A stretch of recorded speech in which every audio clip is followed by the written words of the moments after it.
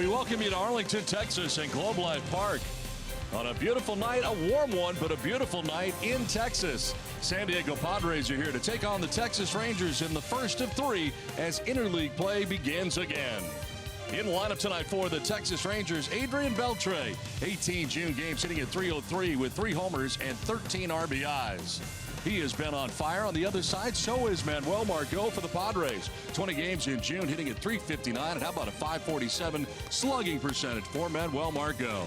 Welcome inside the broadcast booth here at Globe Life Park in Texas. Don Orsillo along with Mark Grant. Welcome to Padres Baseball. Well, tonight, Mud, we'll see Joey Lucchesi looking to bounce back. His first outing after being on the DL did not go well. What does he have to do differently tonight against this Rangers team? Don, you said it, bounce back. He needs to bounce back. This is the big leagues. Hey, if it's learning at the big league level, so be it. Against the team, the Oakland A's, they like to hit the ball out of the ballpark in the middle of the pack in the AL. They like to swing. What did he do? Too many fat pitches over the heart of the plate. He's got to live on the corners, get to 2 strikes, wipe him out with that curve or that high fastball. The first inning was great. Gave up a double, 1, 2, 3 with 2 strikeouts. The second inning, hit batsman, a walk, back-to-back home runs, and they really rattled the left-hander. So he's got to go fire strikes and utilize the corners up and out of the zone. Stay out of the heart of the plate. On the other side for the Texas Rangers, Cole Hamels has been very good, especially the last 2 times out. Seems like he got better from last year as well. 34 years old, 12th Major League season. The breaking ball is much, much better this year. He's not relying so much on his fastball location. He's mixing in the cutter, the curveball, and the changeup. Much more depth on it. I say we keep our eye on 2 strikes tonight. Maybe he'll fool these hitters by going up and out of the zone with the fastball, but his money pitches have been the breaking balls. Well, coming up, the Padres looking to keep their good defense going. It was outstanding defense yesterday in San Francisco and in that series. They'll try to keep it going in Big D. We come back to Texas with the first pitch coming your way next.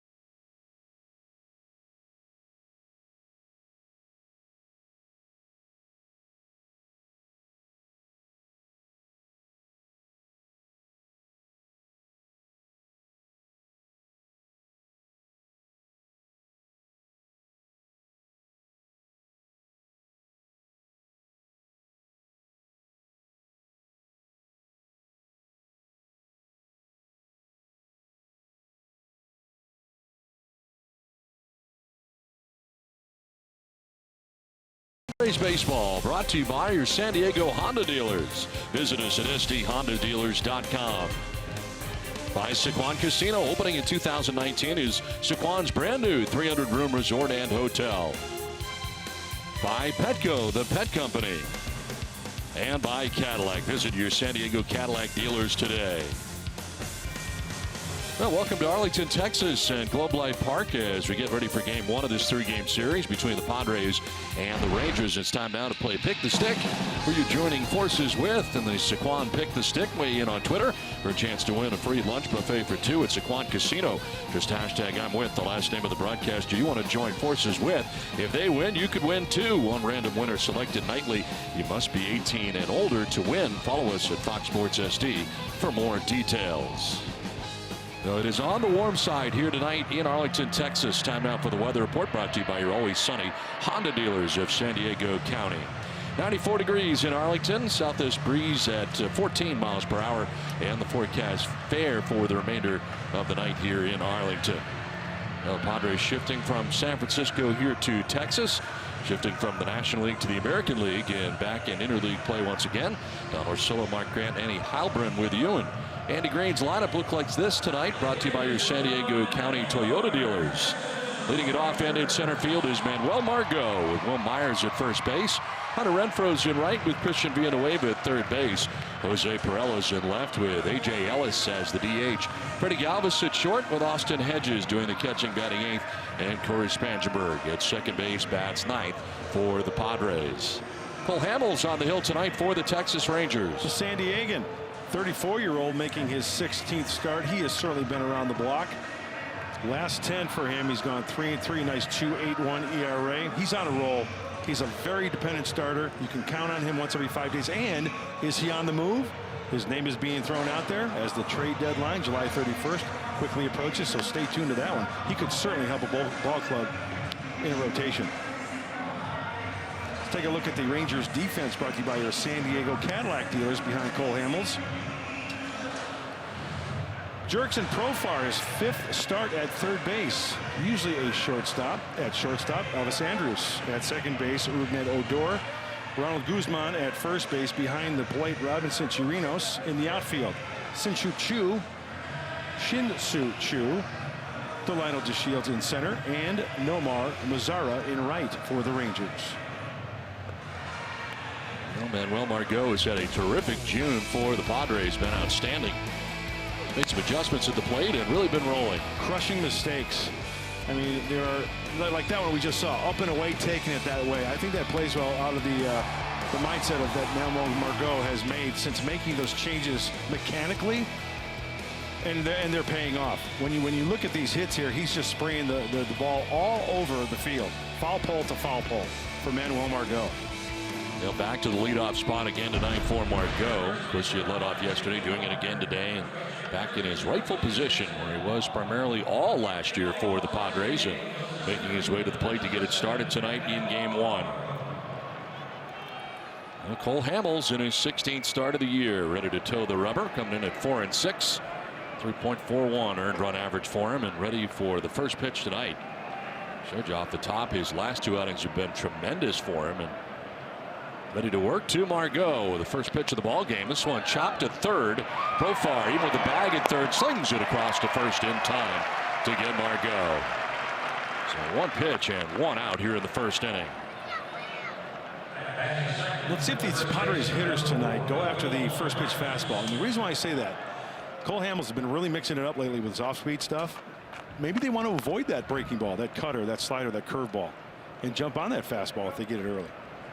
One out for Will Myers, batting in the 2 spot, and back at first base tonight. Eric Hosmer getting the game off. No injury of any kind, according to Andy Green. Just a night off for Hosmer. And Hosmer's got some tough numbers against Cole Hamels, too. So not a bad night to give him off. Kind of scuffling a little bit lately, too. Myers will foul it off to the right out of play. Last 13 games for Eric, 182.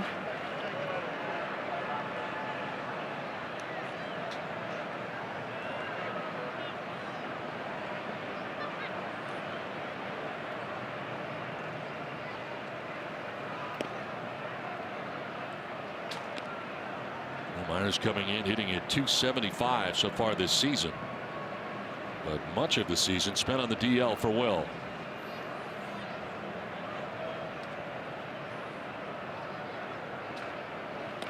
Ooh, look out, almost got him. Jumps back out of the way of that 91-mile-an-hour fastball. Let's see if Cole Hamels just bought that outside part of the plate now, after making Will Myers go back in the batter's box, move his feet. Well, the numbers are staggering for Hamels against the Padres in his career. Having been a Padres fan as a kid, 9-2 with a 2.25 earned run average and 17 career starts against San Diego.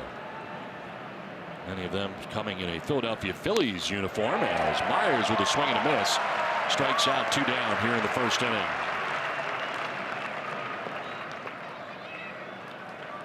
That'll bring up Hunter Renfroe with 2 outs here in the first. Well, there's a breaking ball. It's either a cutter, was it like 85, maybe a slider. That's that little section into the right-handers, about the size of a shoebox. Well, if he could find that early, he's going to have a good night. 2 down, and Hunter Renfroe jumping on the first pitch. He's after the breaking ball for strike 1. Hunter starting the night at 238. 4 homers and 19 runs batted in. Padres have one more win than the Rangers do this year. Padres at 35-45. The Rangers are 34-45.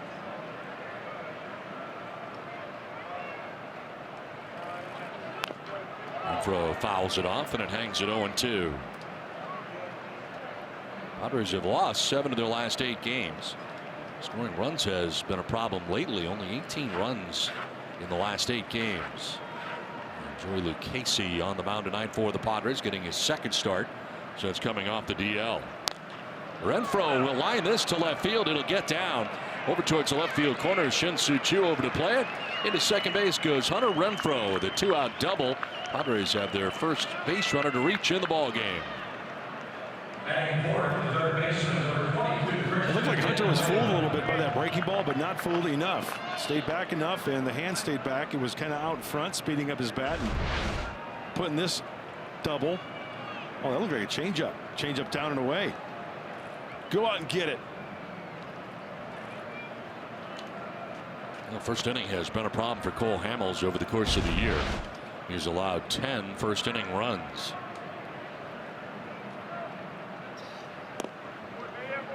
Down and in for ball 1 to Villanueva. 229 coming in for Christian. 16 homers, 37 runs batted in.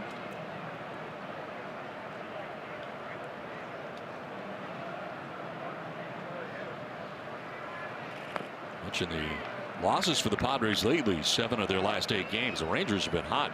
They've won 7 straight until being shut out yesterday. So they've won 7 of their last 8 games. You know, their starting rotation really isn't the best, but it's their bullpen that's been keeping them in games, and that's why they've been having that streak that they had prior to yesterday.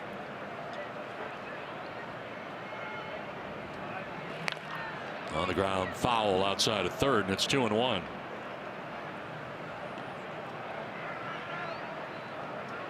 I think a big key tonight, Don, is for these Padres hitters, put the ball in play, because the word on the street is that the defense for the Rangers is awful. They do not catch the ball well.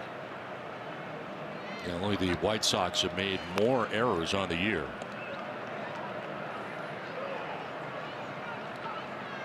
Talk about like outfield defense, routes they take, how much ground they cannot cover.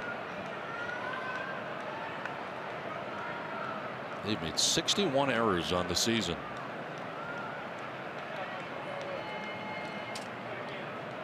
Padres have made 46 on the year. Runner at second with 2 down. The 2-2 will have to wait. Spiraling off the backside without a throw was Cole Hamels.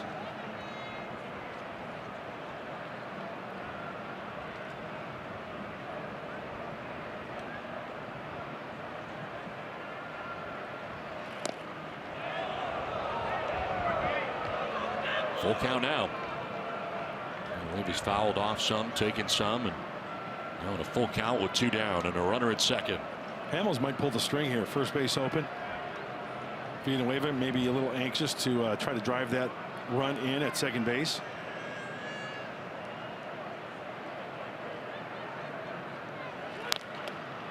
in the air down the left field line and foul. Headed over is Profar, but no play. Well back into the seats. Tried to bury a slider in on his hands. Cutter.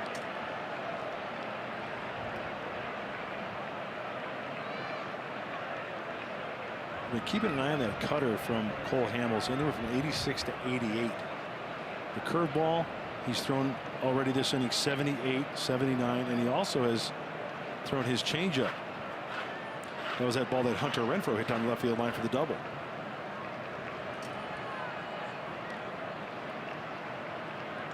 Payoff pitch. And a pop-up foul backhand below us. Villanueva's battle continues here with Cole Hamels. We'll talk about where Hamels may end up. There's a limited no trade clause. 20 teams on that no trade clause.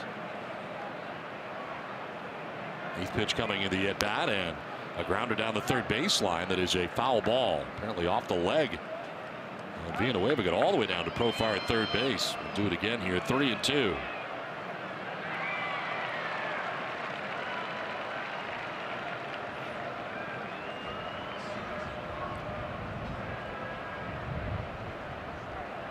Hamels has already said that he is interested in waiving his no trade clause if he could go to the Yankees. Quite a statement already. Yeah. Already a world champion with the Fightin' Phils.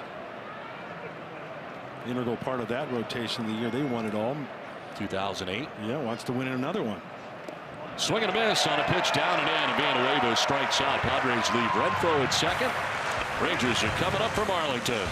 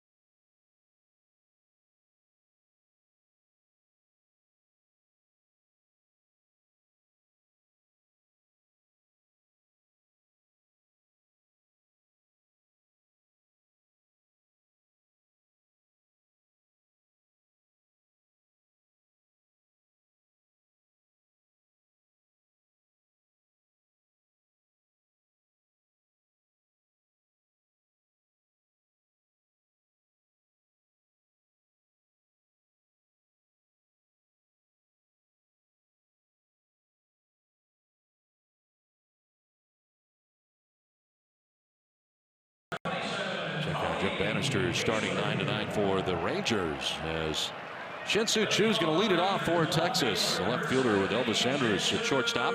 Nomar Mazara is at right field, batting third with Adrian Beltre, the DH. Rougned Odor at second base. Jurickson Profar at third with Robertson Chirinos doing the catching. Ronald Guzman at first base bats eighth, and Delano DeShields in center field in the ninth spot for the Rangers. On the hill for the Padres, Joey Lucchesi. 24-year-old making his 11th start. His scouting report brought to you by GMC. Strikes early, chased late with that fastball and the curve, just like Cole Hamels got Christian Villanueva with that ball in the dirt. Joey Lucchesi can do the same if he gets ahead. Shin-Soo Choo leading it off here, hitting at 280 on the year and deep in the box on the left side.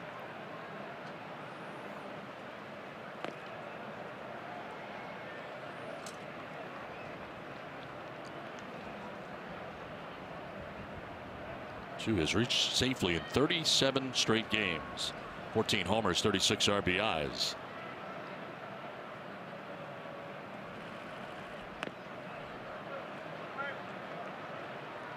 He's hit safely in 8 straight games heading into today's game at .338. Walks a lot too. He's third in the American League in that category with 52. Sixth in on base percentage at .393, and largely the reason that he leads off for the Rangers. There's a strike, 2-1. Good eye at the plate. That's why he's so tough to strike out. He will take that pitch away. He'll take it the other way. And once again, keep an eye on Joey Lucchesi to stay out of the heart of the plate this evening. He's only throwing 91. And that's going to be a big key as well. Pitching backwards, breaking ball in a fastball count. Just his second start since coming off the DL, the hip injury. Lost to the A's 12-4 last Wednesday, giving up 4 runs in just an inning and 2/3. Was chased from that game pretty quickly.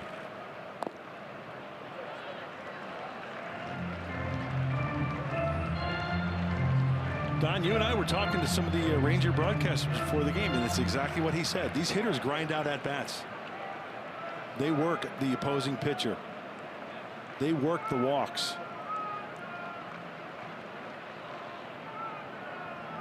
Payoff pitch. And it's on the ground right side. Spansberg slides to his right. Throws out Chu for the first out of the bottom of the first inning.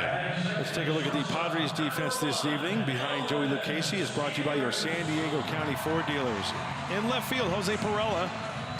First start in left since June 1st. Manuel Margot, familiar with center field. In right field, Hunter Renfroe. On the infield, Villanueva, Galvis on the left side. Right side of Spangenberg and Myers behind the plate, Austin Hedges. One down for Elvis Andrus.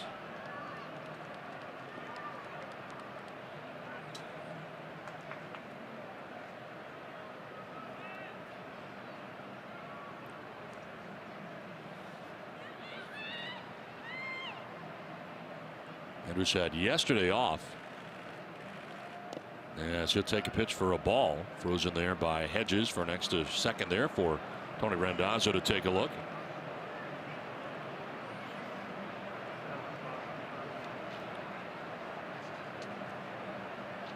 A fractured right elbow that had Andrus on the DL from April 12th through June the 17th. He's only been back since last Monday. And the first day that he's had off since his return.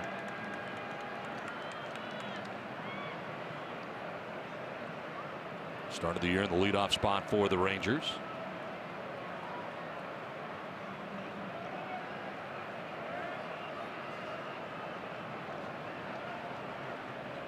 One. Swing and a miss, 1-2. I would think the first inning would be largely important here for Lucchesi. Yeah, you want to throw fewer than ideally 16 pitches. That's the major league average. Right now he's at 9. And it's so important. It's like a carbon copy every time a pitcher goes out there. It's got to be strike one to be so effective. Then you can expand that strike zone. Swing and a miss, and Andrus strikes out. First strikeout for Lucchesi, 2 down. That's a great sign because that's exactly what Austin Hedges wanted. He wanted the fastball. He wanted it up above the belt buckle. He gave him the target, and he hit it. Get it in there. Don't be afraid to bury it in there. Shows you his name and number. A little deception along the way. 2 down here in the first inning. It brings up Nomar Mazara, the right fielder for the Rangers.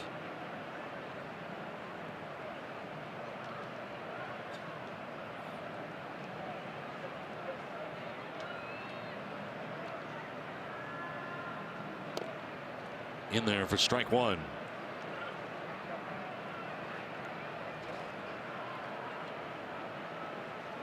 .273, 14 homers and 51 runs batted in. Batting in the 3 spot for the Rangers. An open stance to begin anyway. For the leg kick as he takes the ball, and it's 1-1.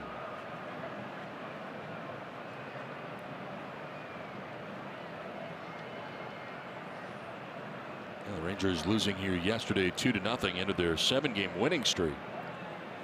They continue the homestand tonight against the Padres. In for 3. That'll bounce in for ball 2.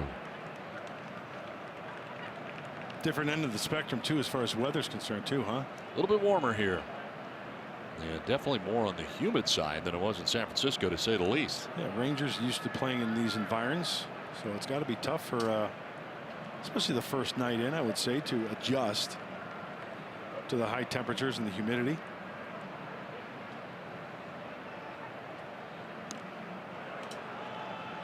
Two and two. Rangers have a new ballpark ready in 2020 beyond the right field fence here in Arlington, and seems like they haven't been here all that long, but they're moving on to a new ballpark. I got the same feeling with Atlanta too. I mean, just what, 1996, right? Yep. Turner Field now a football facility. 2-2 is high, full count. New place here in Arlington will have a roof. That is a live look at it. There's Jerry's World in the distance. Yes. AT&T Stadium. Bigger stadium. Oh, it's a spaceship.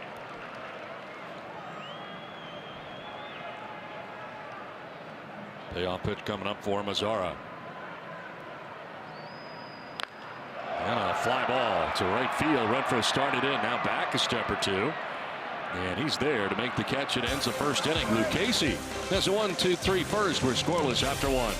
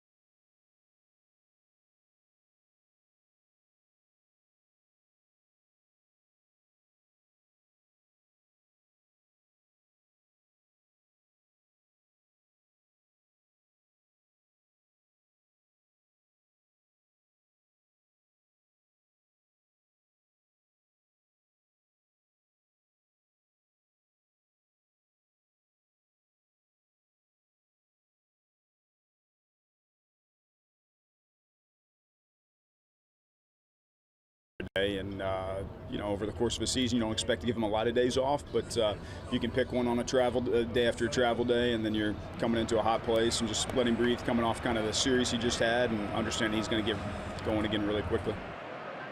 And that was manager Andy Green on Eric Hosmer, who has the day off today. And that was a little bit of a surprise when looking at the lineup. One might have thought he would be the designated hitter in today's game. But I talked to Eric in the clubhouse earlier. He said as much as he wanted to play, he understands Andy Green's decision. He said he's been scuffling at the plate lately. Hosmer went 2 for 17 in the 4-game series against San Francisco. But Andy Green also said that if you would have asked him a week ago if A.J. Ellis would be the designated hitter in the first American League city that they played in, Andy Green would have said no. And if you would have asked him during spring training, he would have laughed. So, Don Mudd, sometimes you guys just have to play the hand that you get. Yeah, you never know, yeah. Annie. And certainly here, there's a ground ball sharply hit by Pirello, right side to Odor. Throws him out for the first out of the inning. You never kind of know what to expect here. A National League team coming into an American League city where you guys now have a DH as a possibility. The team's just not built that way with a DH, so usually it is a position that rotates a little bit. It'll be interesting to see whether Hosmer goes back to first base tomorrow, whether he'll be the DH tomorrow. A couple of things for me. One is versus Cole Hamels for his career, he's 0 for 13. That's a big factor. He's been scuffling, and all the great ones go through it. Hitting 182 in his last 13 games. On base percentage of 211. There's another check the box, right? Everybody goes through it. Nothing wrong with having a day off, like Andy Green said. One thing you try not to do is to have both catchers in the game at the same time. Right. Now you're not carrying 3 catchers. And that's the case tonight with A.J. Ellis DHing and Austin Hedges doing the catching.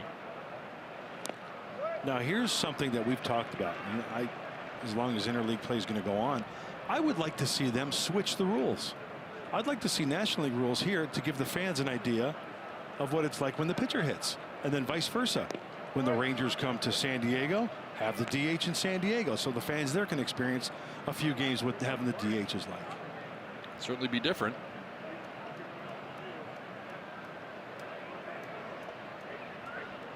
Yeah, the American League teams who come into National League ballparks really at a disadvantage because their team largely is put together sometimes around their DH and can't use the DH when they come in.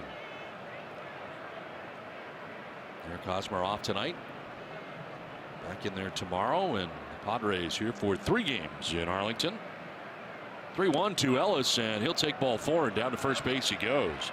1-out walk for Ellis. First walk allowed by Cole Hamels.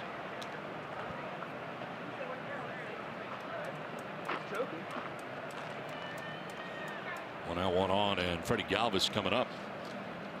Batting 7, shortstop, number 13, Freddie Galvis.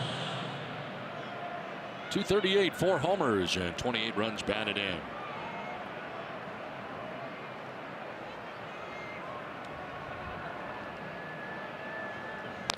Galvis will line this to left field. Base hit for him as Ellis heads for third base. Chu's throw is going there, and at third, out is A.J. Ellis. He took a look, thought he might be able to beat it, but Chu comes up throwing and throws him out at third base for out number 2. Yeah, I was really surprised when I saw A.J. rounding second base and not kind of pumping the brakes a little bit. Right in front of him, and it's a perfect throw. A.J. not having blazing speed there. I thought he was going to hold up at second. So 2 down. Galvis remains at first and brings up Austin Hedges.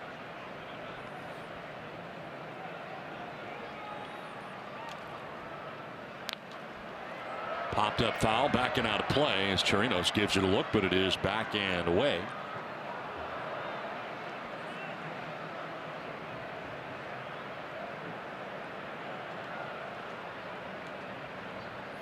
Hamels gave up just 1 run. It was unearned in 7 innings, beating the Royals last time out on Tuesday.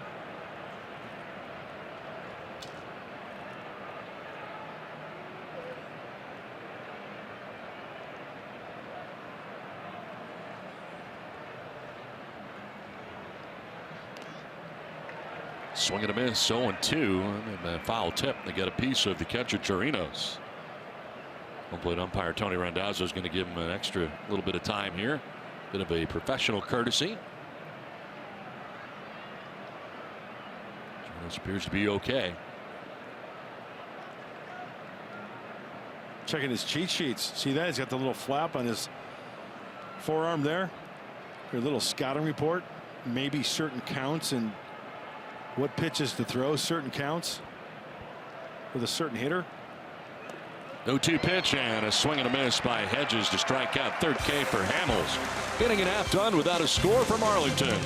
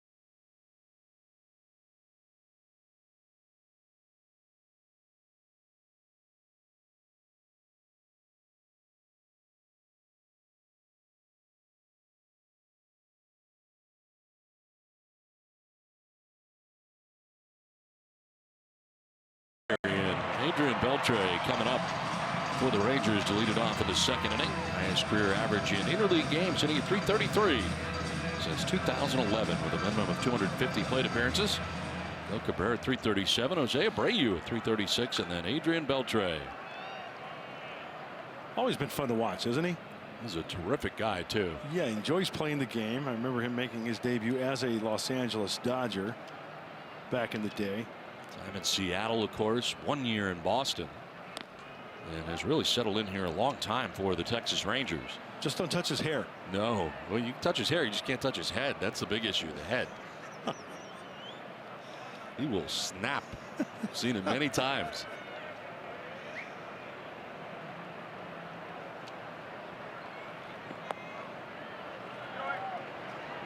Beltre is a 10-5 man, 10 years in the major leagues, last 5 years with the same team. So he has the complete no trade situation, but there seems that there are a lot of teams interested in his services, and whether or not he would waive that at the trade deadline remains to be seen. Red Sox, Indians, Braves, and Phillies appear all to be interested in Adrian Beltre. Hitting at .383, .596 slugging the last 12 games. Doing some DHing, not a lot of third base. You know, there's a certain respect in this game for certain guys like Beltre, and there's a tremendous respect between John Daniels, the general manager, and Adrian. Heard him on an interview today, John Daniels on MLB Network Radio, and he said, you know what, if it comes up to where it's a doable trade, I will sit down with Adrian and talk about it and see what he thinks. And I think that's showing the respect that Adrian deserves, right? 7 years here with the Texas Rangers. This is year 8. As I mentioned, broke in with the Dodgers in '98.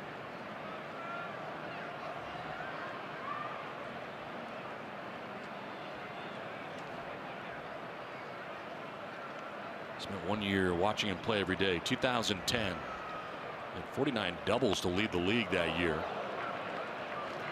28 home runs, 102 runs batted in, and hit .321. I am easily impressed, but I was really impressed with Adrian Beltre, especially being around him every day, seeing what he can do for a clubhouse, just his presence alone.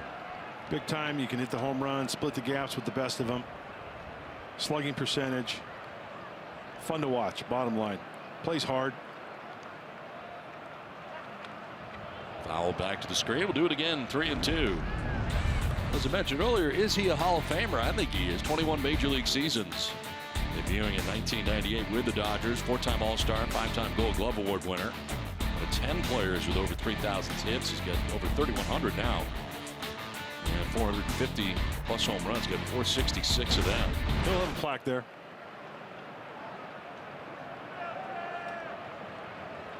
Payoff pitch coming to Beltre again. And he'll take ball 4. Leadoff walk. Pretty good at bat right there. Forward to begin things in the second inning. 8-pitch at bat. We're working a walk here.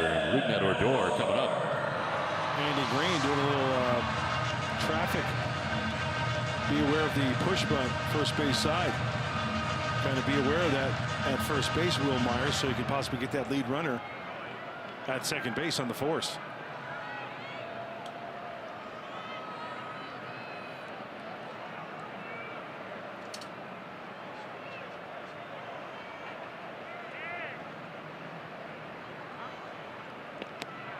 In there for strike 1 to Rougned Odor.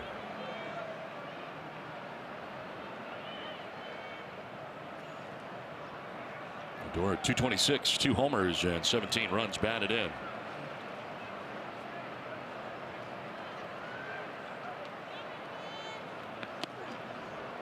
The fastball running in at 90 miles an hour, missing 1-1.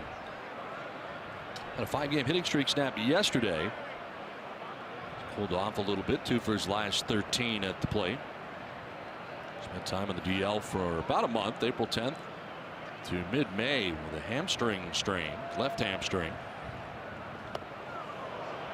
Big cut there, and it's 1-2. Likes to swing it like a lot of these Ranger hitters. That's why they lead the American League in strikeouts. Get you caught up on the Tigers hosting the Oakland A's.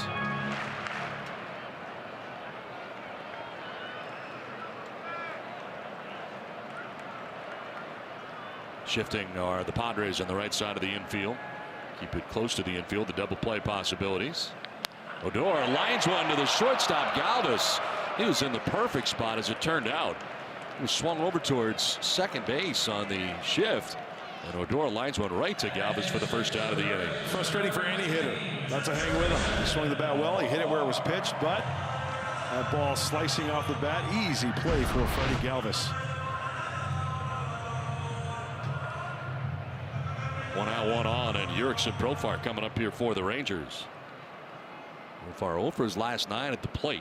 Overall at .234 with 8 homers and 41 runs driven in. And that average pretty much stood at .246 over the last month, 32 games.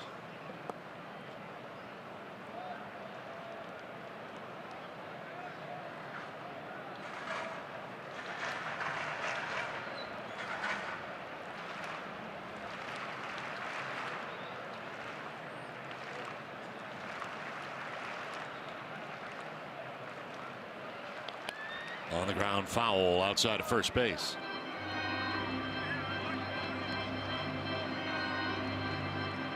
I feel pretty much straight away here on Jurickson Profar as Casey is throwing 30 pitches in an inning and a third. He'll work his way around a leadoff walk to Adrian Beltre here in the second.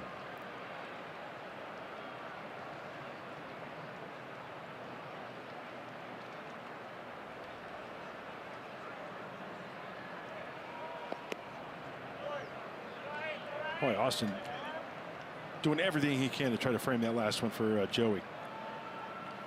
Wasn't set up there. Had to go to his left to try to frame that one on that inside corner.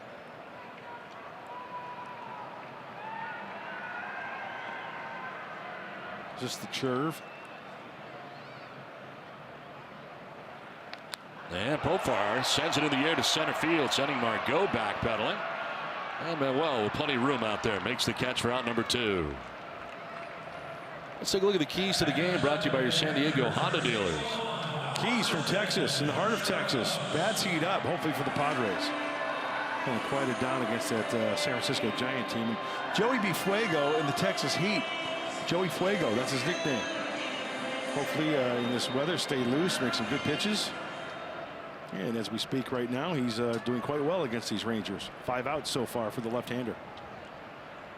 2 down in the second inning for Robinson Chirinos. The catcher hitting under 200. So it's a 197 average coming in.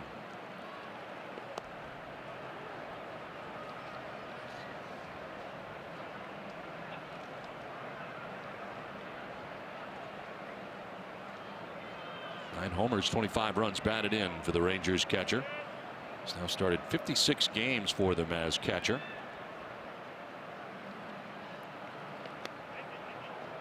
Straightens him up with a pitch in. Well, Casey on the DL with the hip injury. Just the one rehab appearance. He started for Lake Elsinore on June 14th. Tossed 4 shutout innings against Rancho Cucamonga before being activated. Pitched at home at Petco Park and lost against the Oakland A's. 1-1 is grounded foul over by the Padres dugout. You know, only had a chance to throw 51 pitches his last time out. And I'm guessing, you know, he got stretched out probably in this rehab assignment. Maybe good for 80 plus pitches tonight. He was just catching too much of the plate, and Andy Green really had no choice. His last start against the A's.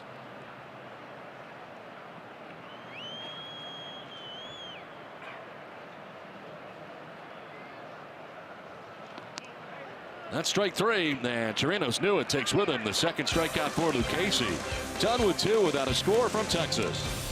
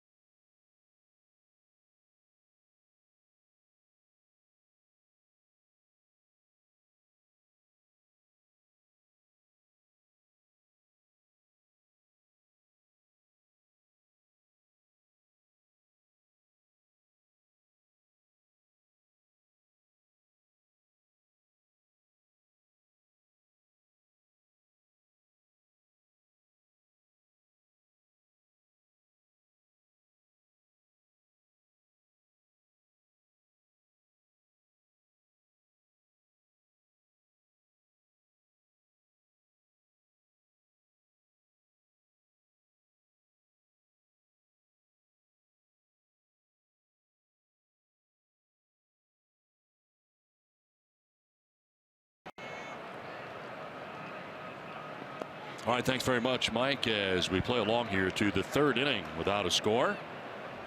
And leading it off for the Padres out of the 9th spot is Corey Spangenberg, getting the start at second base today. 234, 6 homers, and 16 runs batted in. Chops one to first, and Guzman is there. Tags the bag for the first out here in the third inning. Well, time now for the tools of the trade, brought to you by Ram Trucks. You're going to focus on Cole Hamels and what he has to sport. How does he get a strikeout? Like a lot of pitchers, you know, they throw the fastball because they throw 97, 98. Well, he's got a few pitches in that toolbox. The cutter, the changeup. We saw the changeup in the first inning. He'll bring it to your knee. And the curveball down by the back foot against a righty. And when you have 2 strikes, that's one tough pitch to lay off. One down for Manuel Margot. Second time through the Padres order down for Cole Hamels. That was a breakdown of the strikeouts by pitch type. That's mixing it up. And a hitter cannot really fall into a pattern or think that he's going to fall into a pattern to try to get you out. Keeps you guessing. Cut fastball 37. Change up 26.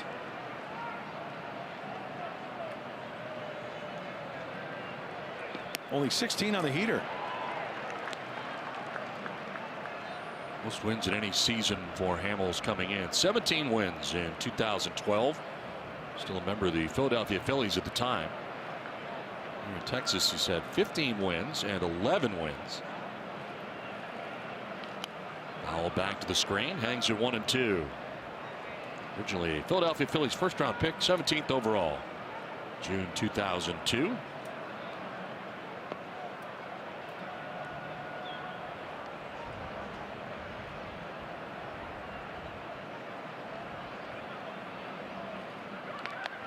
In the air to right field. Mazzara headed over towards the corner. He'll have room, and he makes the catch shy of the warning track for out number 2.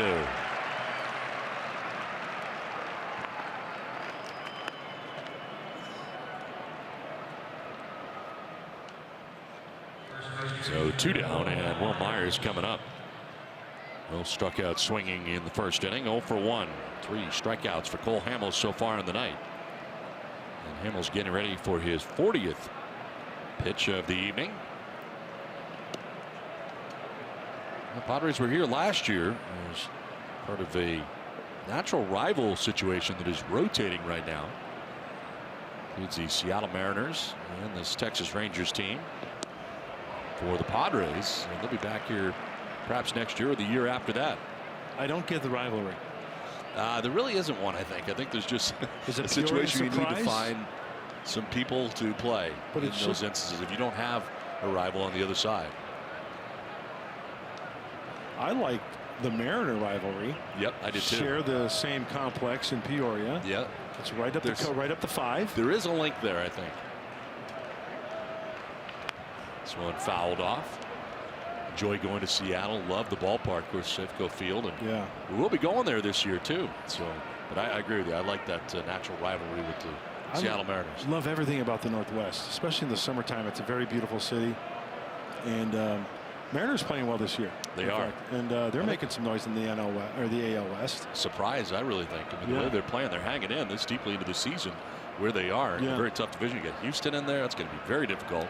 Scott Service Manager of the Year possibly at this point. Could be.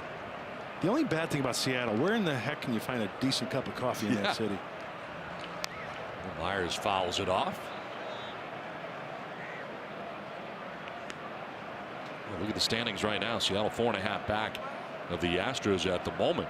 Kind of tough to, you know, let's face it, Houston is Houston and what they have done and maintained. But still, Seattle hanging in there. 2-horse race. 0-2 to Myers. And a grounder left side. The third baseman, Profar, cuts it off, slings it to first. What an arm. Pretty impressive. Gets Myers to retire the side. Down with 2.5 tonight in Arlington without a score.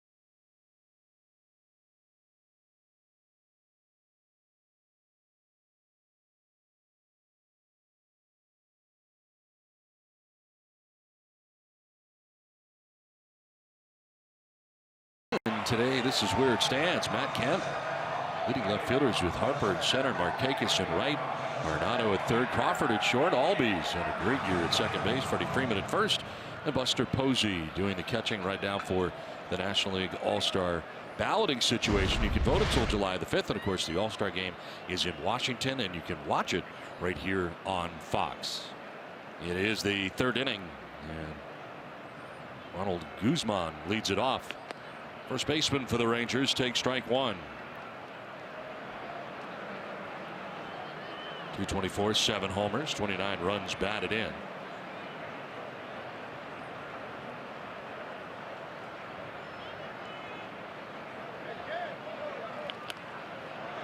Foul outside of first. Wonder how big a deal it is for Myers tonight, going back to first base after being away from there this entire season. I think it's kind of like riding a bike. I think it's not like he hasn't taken grounders over there, probably knowing that he's going to get a shot over at first base again. Sure, very familiar with what he needs to do more in the game as far as positioning. Did not appear at first base at all during spring training. All outfield work for him, and of course most of that coming in right field when he returned from the DL this week. Andy Green saying that he would primarily play left field. 40th pitch coming up here for Lucchesi. Here comes the curve. And a check swing didn't go. Got to get that release point out in front just a little bit more for it to be effective. You leave that inner half, center of the plate, it's not going to break as much. He needs that pitch down and away.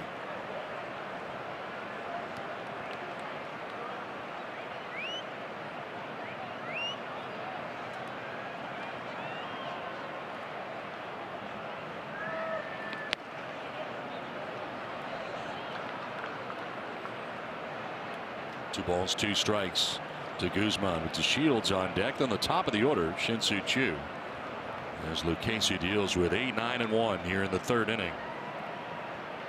This is a big out here just for that reason. Down the bottom of the order, you want anybody on base as you flip it over to the top of the order.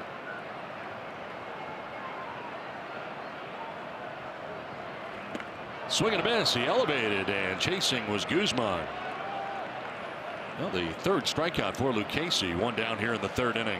Boy, really a weird at bat for Guzman. He missed up and up for balls, and then he swung at a pitch up and out of the zone. That was a curve once again. Not really a lot of plate discipline right there on his part. One down here in the third inning brings up Delino DeShields. 229, 2 homers, and 13 runs batted in.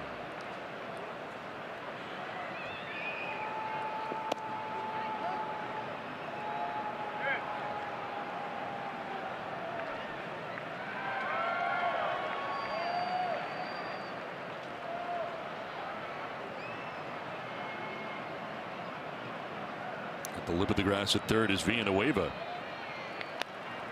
Grounded to first. Myers is going to hurry up, and will get there. Well, the Shields retired, 2 down. 5 in a row now retired by Lucchesi. Let's play there by Myers. Now it's time for Lowe's whole team together. One thing that the Rangers do is strike out a lot. Most strikeouts by hitters. They lead the majors right now in strikeouts. Joey Gallo on the Rangers lineup tonight, 111 strikeouts. The guy Chew at the plate coming up, who walks a lot too, but he has struck out 79 times, and here he is for the second time tonight. Grounded out to second base in the first inning. So far 3 strikeouts for the Rangers offense tonight. Boy, for Joey Gallo, it's like outhouse or penthouse, one or the other. All or nothing.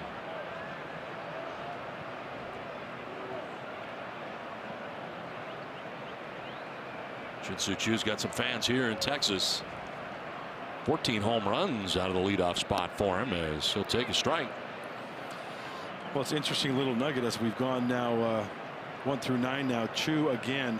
The Rangers have yet to swing at a first pitch of an at bat, trying to work that count.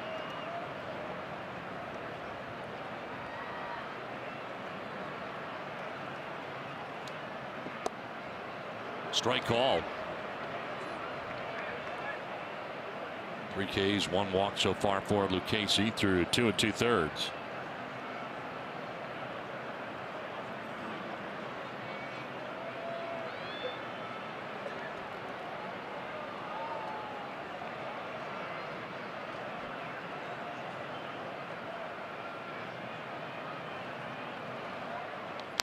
On the ground and a base hit into left field for Chu. The first hit of the night for the Texas Rangers. A very wide turn for Chu, but he'll retreat to first. A 2-out single to left.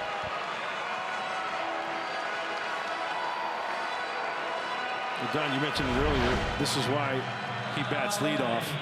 That's a good at bat. That ball looks like it's down the middle, but hitting down on that ball, beating the shift. It's exactly his intent right there. He was on that pitch the whole way through, shorting up on the backside and spanking that ball to the left side.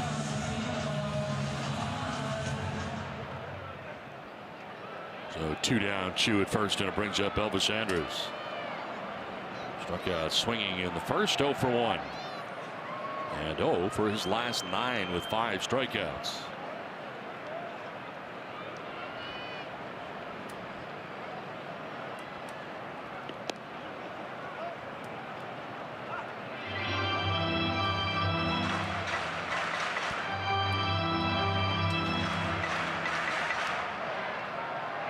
There's 24-year-old Joey Lucchesi on the mound tonight. Second start since coming off the DL with the right hip strain. Fly ball right field. Renfroe going back. Hunter will get there and make the catch with plenty of room to spare. Done with 3 tonight from Texas without a score.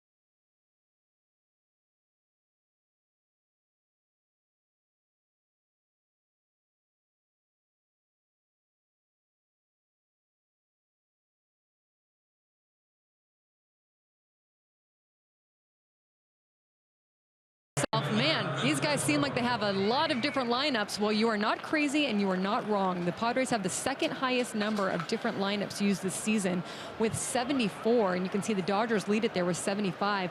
And Andy Green said that there's a number of different reasons for that. Yes, matchups, but also injuries and roster changes. He would like to use less lineups, but he just hasn't been afforded that opportunity yet. But you know, he said these guys are used to it. He said the old guards of baseball would have frowned at all these lineup changes.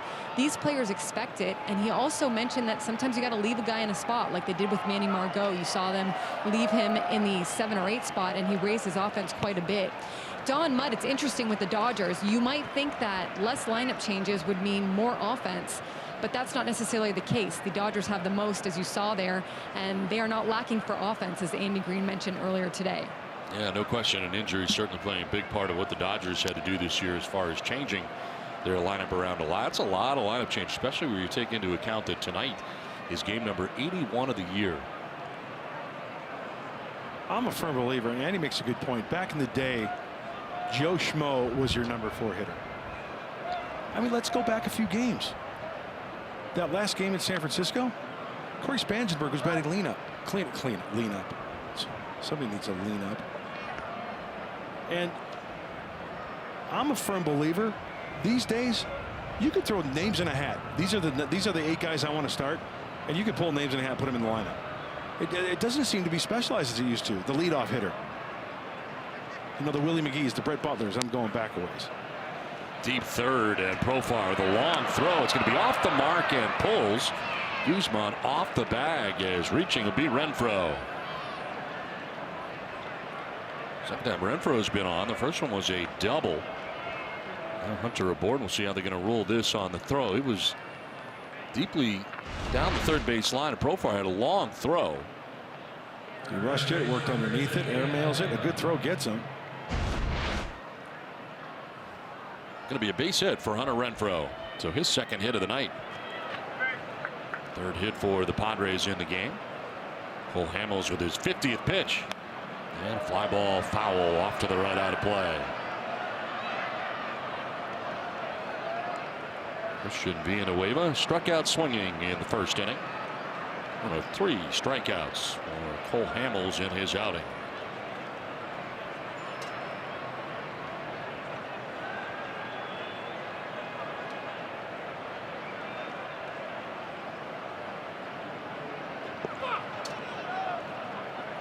Hamels upset with his last delivery. Bounced that pitch in. Not what he wanted.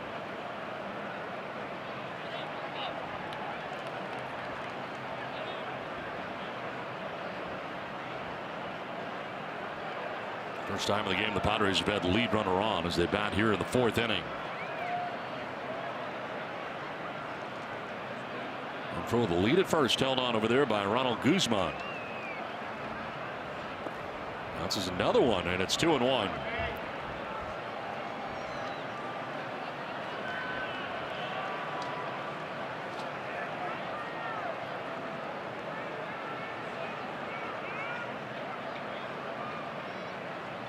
Rangers as a team are 5-10 in Hamels starts. Individually, he is 4-6. The 3.41 earned run average. 16th start for the left-hander. There's a liner to left. Chu coming in. That's going to get in for a base hit as Renfroe takes second. On the single by Villanueva. 2 on, nobody out for the Padres. Second time around now for the Padres. 1-2, Ofer. Renfroe swinging the bat well, and after the strikeout, a good look for Villanueva. He wants to come down and in again, but it's up. Right over the heart of the plate, but up. Top hand on it. And dumps right in front of Chu in left field for the base knock. 2 on, nobody out, and Jose Perella coming up. Grounded out to second base in the second. Ooh. Was that one off Chirino? Second time he's been hit. Wow. That ball went directly back towards Cole Hamels. That was a solid flush blow right to the grill. Ooh, yeah, it was. Direct hit. Oh.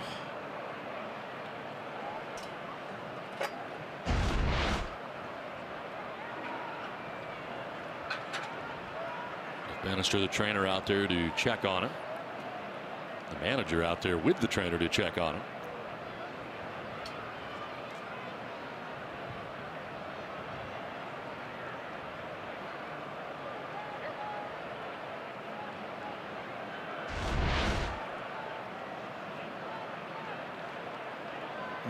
Took a bat to the mask in the first inning, so he's been rattled a couple of times. Going to stay in the game here. Keep a close eye on Robinson Chirinos.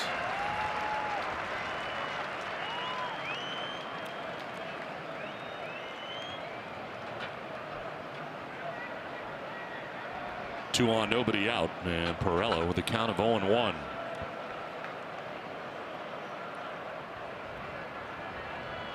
Imagine the force. He just rolling his neck right there. Imagine the force on your neck as well, not just rattling your head, but all the way down to your neck, through your neck. Chop to third is an out at third. A throw to first going to be one hopper, and he's out too. Double play. Profar backing up to get the fourth shot on Renfro, and then firing to first on a hop. A 5-3 DP here for the Rangers. As soon as that ball was hit, he had one thing in mind: using that base almost as like it's a pitcher's plate for a pitcher pushing off. And getting the sign. Here's the pitch to first. It's in the dirt, but no, I think that's pretty close. Are you going to challenge that? On the phone right now. They've not made a decision yet. But umpire Tony Randazzo walking over to the Padres dugout, and they are going to challenge. So we'll see. First look, I thought Perrella had beaten it out. We'll get a good look on this replay. I thought he was safe too. Nope. What do you think? Tough to turn it over on that. Especially where the call on the field is out at the moment.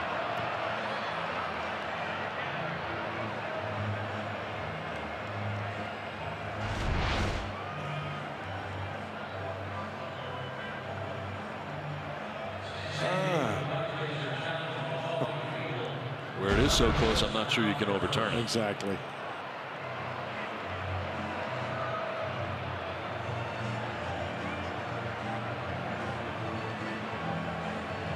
Right now it is a 5-3 double play. Milwaukee in there as well, and they've got a decision made, and he remains out. Padres lose their challenge.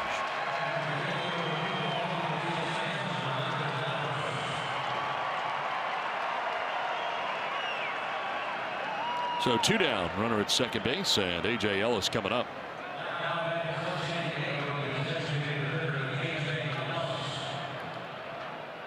Ellis walked in the second inning.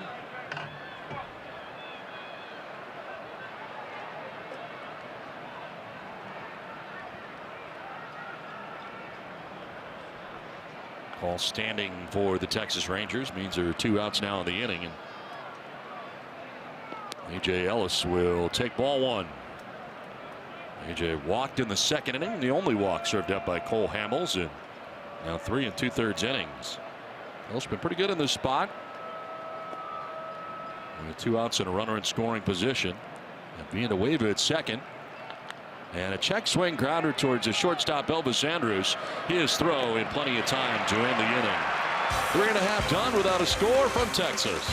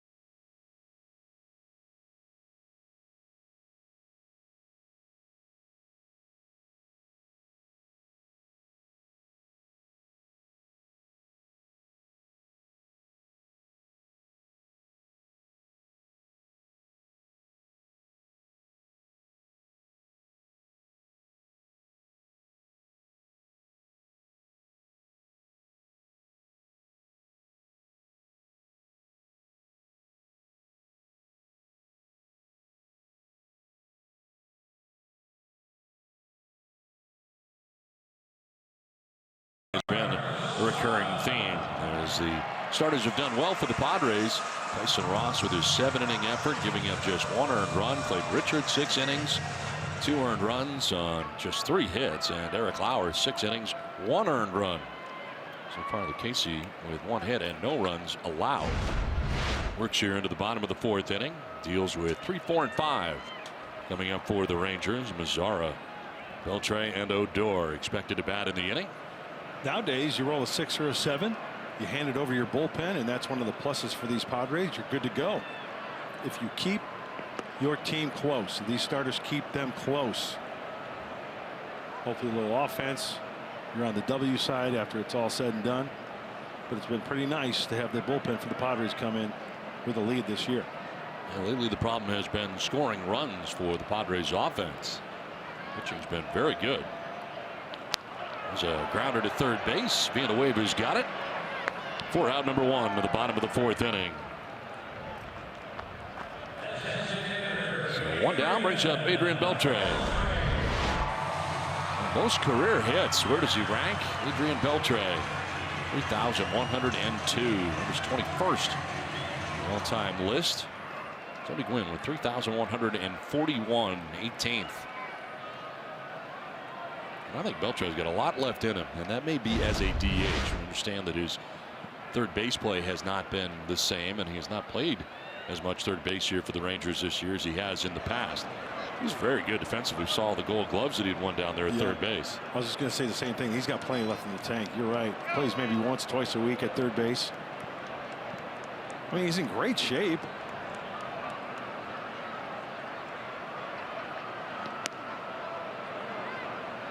Had 1 200-hit season back with the Dodgers in 2004. But the name of his game, he's been so consistent through his career.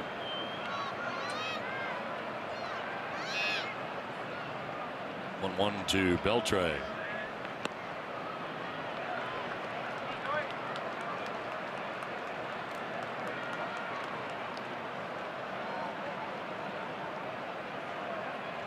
Beltre walked in the 2nd inning, the only walk served up by Joey Lucchesi in his outing.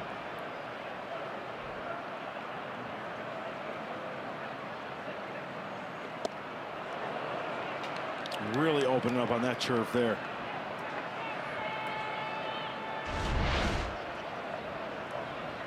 Same arm speed, almost acts as a changeup. It is. It's a changeup and a curve, hence the name curve. Comes a fastball in.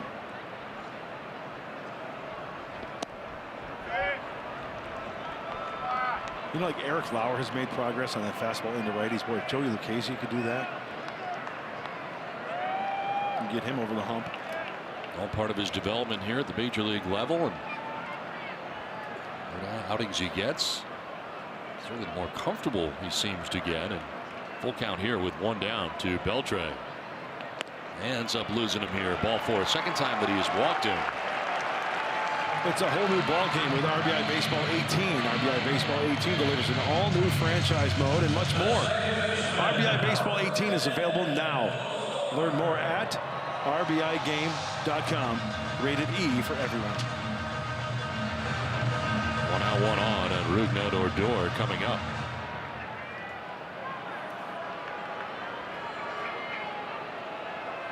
And Beltre saw 8 pitches in the first at bat, in which he walked 6 pitches in the 2nd at bat. So he's seen 14 pitches in 2 at bats tonight, and has walked twice. I should say plate appearances, not at bats. Odor will take ball 1. Lined out to the shortstop, Freddie Galvis, in the 2nd inning, 0 for 1. A 6-game hitting streak coming in.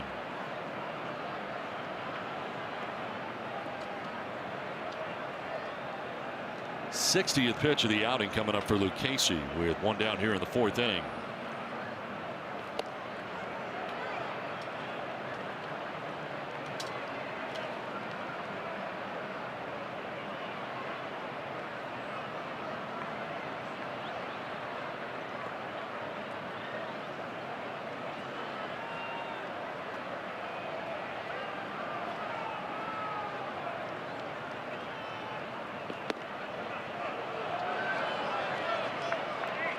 High strike. I think that was a legitimate strike.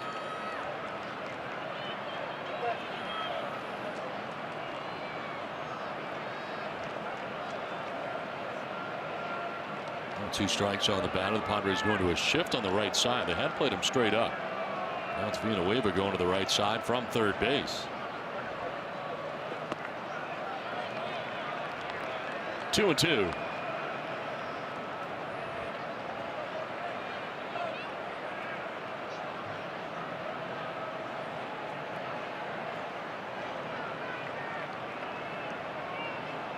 Outfield straight away on Odor with Beltre at first base and one away in the Rangers' fourth inning.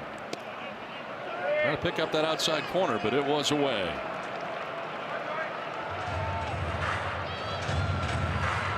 I think that's one of the hottest fastballs we've seen tonight from Lucchesi. 92. He's been hovering around 91.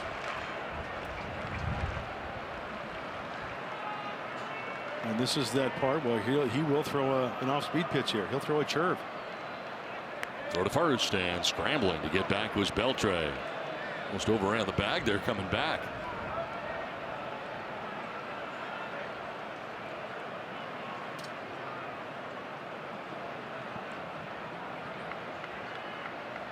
I think Beltre's too used to being checked on over there at first base. Not known for his speed.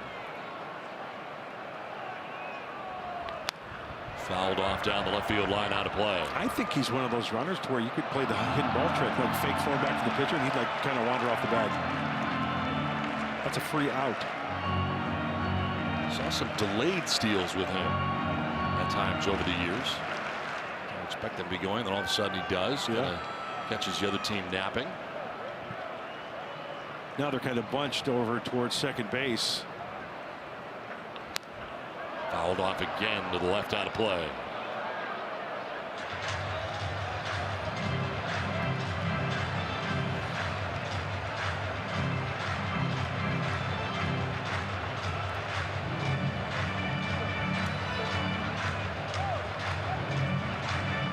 Beltre has had one stolen base a year for the last 5 years.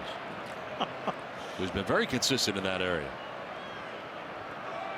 Be interesting to see if those stolen bases have like a certain date to them, or is it a certain month or a week? That'd be interesting to find out. I mean, back in the day, earlier on in his career, he had 18 stolen bases in his second year with the Dodgers. This one fouled off and misplayed by a fan in the first row of the second deck. This gentleman right there had it, lost it. Yeah, ZZ Top. It's an error. Nice try, though. Yeah. It was a little hot to handle, to be honest with you. Oh, yeah. But he had it almost again.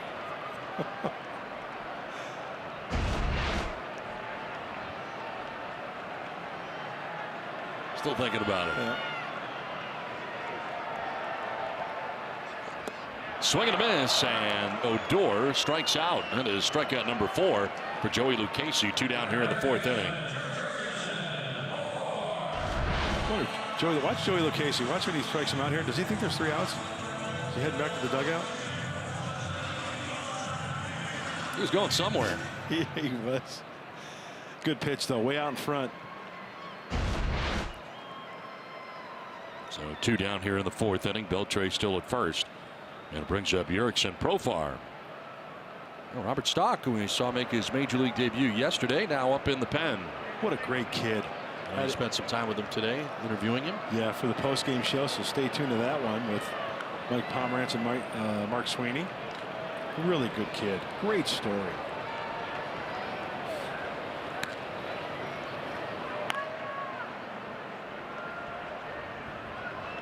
Bounces in, blocked by Hedges off to his right, taken off his Beltre, and he'll get to second base. Well, Hedges blocked it, but kicked it up the first base line. Yeah, there's only so much a catcher can do, right? You get in a good position with the ball in the dirt. Where the ball bounces off your chest protector, you really have. See how the squared shoulders towards the infield? That's right. Down to one knee, tries to square up, and it hits just off the right side. And the carom off to his right. That's good base running, too. You see daylight, got to go.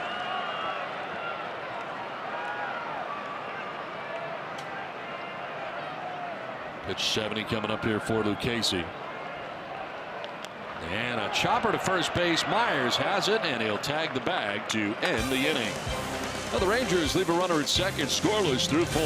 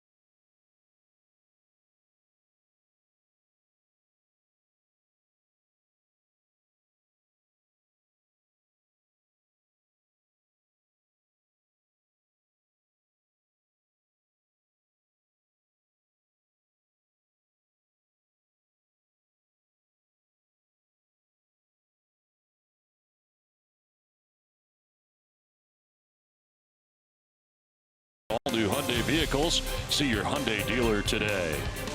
By Petco, the pet company. And by Nissan. Get to America's best sales event at Nissan for big savings today. Shop ChooseNissan.com. Well, a scoreless game into the 5th inning. Some Padres fans here tonight in Texas. Padres on the road after 4 games in San Francisco. 3 games here in Texas. Beginning with game 1 tonight as we play along to the 5th inning. And Freddie Galvis leading it off here for San Diego in the 5th. Galvis had a base hit to left field in the 2nd inning. So far 7 ground ball outs for Cole Hamels through the first 4 innings. Includes the double play that was turned in the 4th inning by his defense behind him. That's that breaking ball down and in. That's tough to elevate. This one elevated foul off to the right, out of play.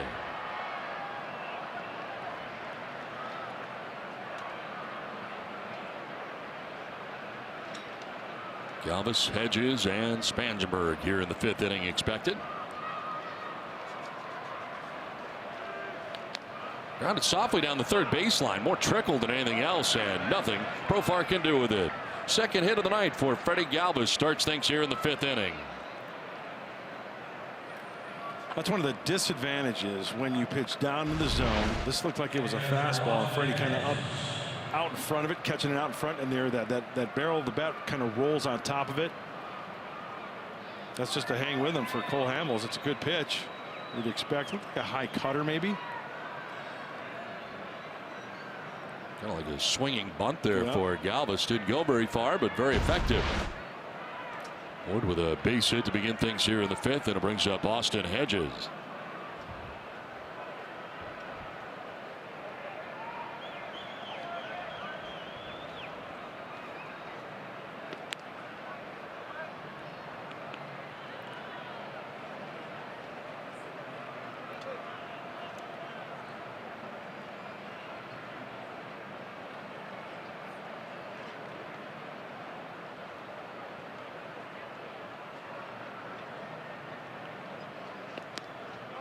Strike over the outside corner. Hedges didn't like it. You know, big key, and Don, you've been here many times. This ballpark, ball flies. Big key for a pitcher to keep the ball in the ballpark. Both Lucchesi and Cole Hamels. Of his 18 home runs, he's allowed 12 of his 18 home runs here at home. So you can get to him here at Globe Life Park. Especially during the summer. Yes. Ball flies out of here and it gets warmer. Obviously it's warmer now, high 90s, and they reach 100 by the 3rd game of this series. And it's always so windy here. They built it up. That's really why they built it up so high, right? All the way around because of the wind. Swirling wind here as well because of the fact that it is in. Those are the Rangers' offices out there in center field. Apparently they're going to stay there with the new ballpark being across the street. This one chopped to 3rd, and 3rd knocked down. It's fair ball, and everybody's going to be safe. Profar trying to talk Lance Barrett into that being a foul ball down there at 3rd base.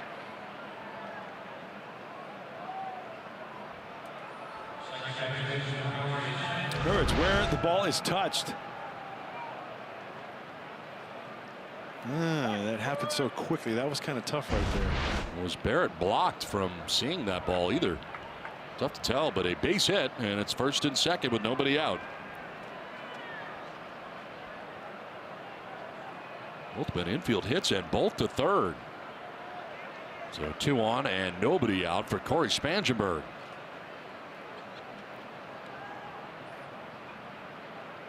Coming from the corners, anticipating the bunt. And Spangenberg pulls it back for ball 1. Trying to get the runners into scoring position here and give the top of the order, Margot and Myers, a chance to get a run in. You want Profar to come in, field that baseball. It looked like at shortstop, Andrus was staying around 2nd base. Base runners, as soon as you see that ball off the bat down towards the turf, off and running. Ooh, close pitch, called the ball. 2-0.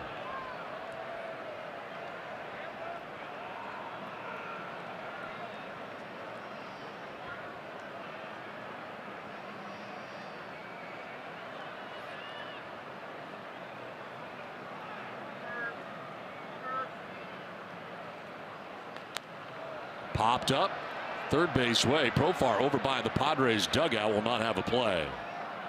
Ends up right in behind the Padres dugout. Happy youngster right there has got a souvenir.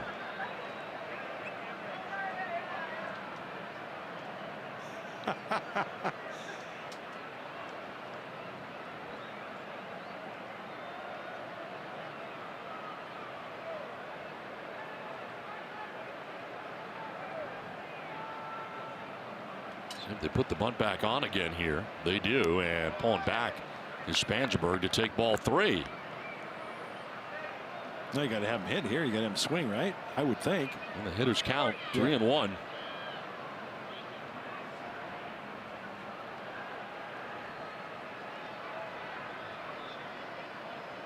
Galvis at second, Hedges at first. Nobody out here in the 5th. Pitch 70 for Cole Hamels. And he does swing away and fouls it off. Full count now.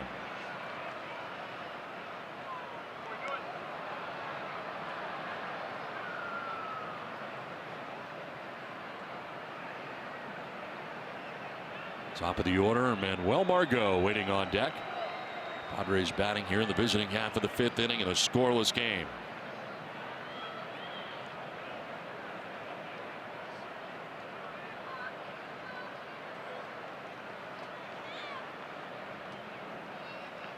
And Spangenberg appeared to get hit. Apparently off the bat is what the home plate umpire Randazzo is calling for a foul ball. Close to the hands it looked like, but right, foul ball. He put both hands up in the air indicating foul ball.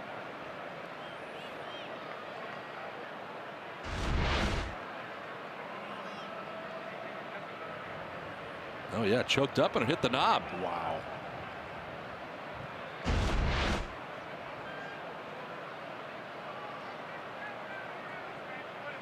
So good call by Tony Randazzo, the home plate umpire. Not an easy one either. No.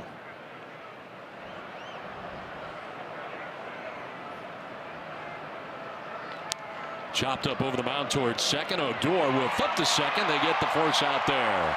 A backhanded flip there from Odor to Andrews, and they retire Hedges at second base, the middleman. Round number 1 here of the 5th inning. A lot of infield choppers, infield hits.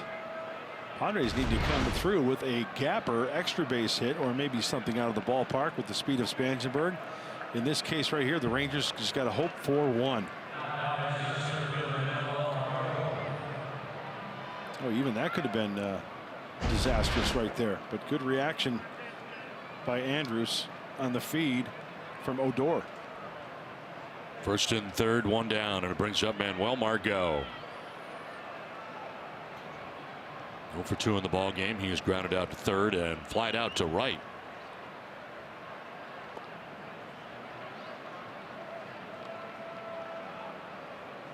And with runners in scoring position, pretty good list, and Manuel Margot 4th in that category, getting at 415, tied for 3rd actually with Matt Kemp.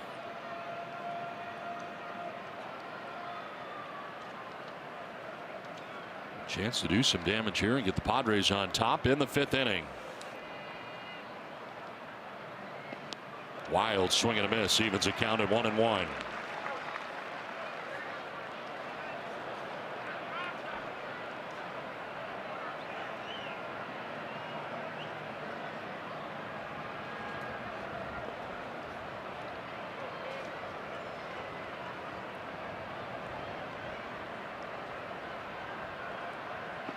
Joe's bunt pulls it back and takes the ball. I'll tell you what, at first base, Guzman, he was charging big time. And just as soon as he saw that hand go up the bat, he was off and charging. Possibility of a safety squeeze, maybe.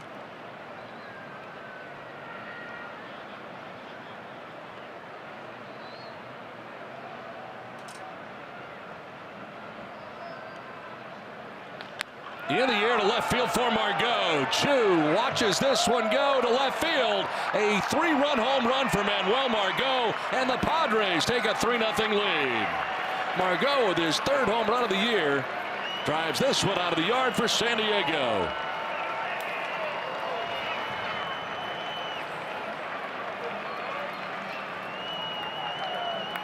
Manny, why do you want to bunt? Who wants to bunt? How about the 3-run shot? It's all about location. Middle, in, and up above the belt buckle. It looked like a cut fastball. The rotation out the hand of Cole Hamels. Some serious launch angle. Almost all the way up the seats in left field.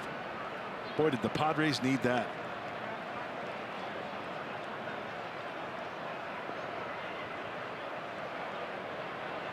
Will Myers 0 for 2 in the ballgame, has struck out and grounded out.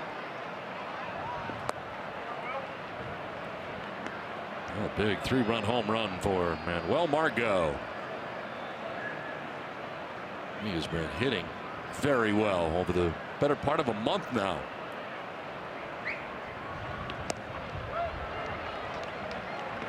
Starting to see the Manny Margot I think we thought we were going to see this year. And crushing the mistakes like he should be.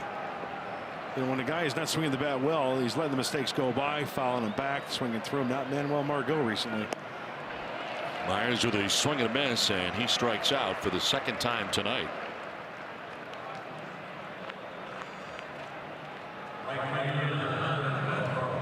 So 2 down here in the 5th inning.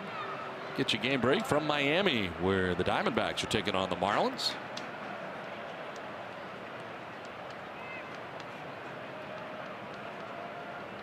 Here is Hunter Renfroe at 2 down, base is empty. Well, Margot homered yesterday against the Giants. He homers today against the Rangers. First time Margot has homered in consecutive games since August of last year. Tailed the tape on his home run, 424 feet. Exit velocity at 106 miles per hour for Manuel Margot.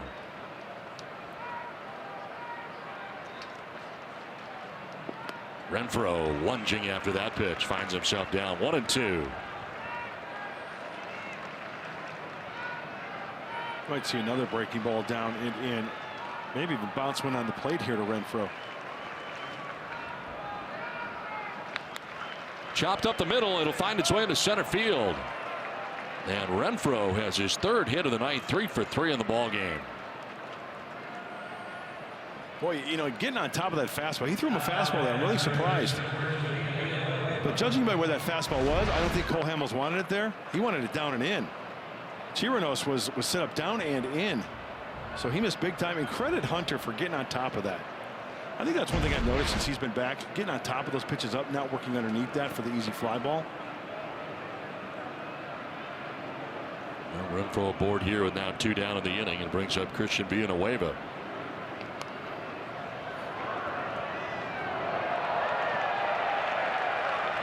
Well, the 3-run shot by Manuel Margot means now that he has had an extra base hit in 5 consecutive games.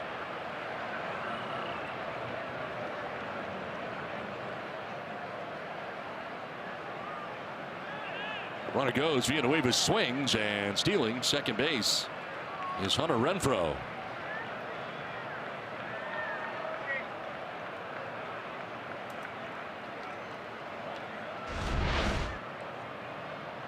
As soon as that kick leg went up, he was off and running. Swing and a miss for Villanueva, who strikes out to end the inning, but the damage is done. With 2 on, Manuel Margot stepped up to the plate and hit his 3rd home run of the year. Gives the Padres a 3-0 advantage halfway through from Texas.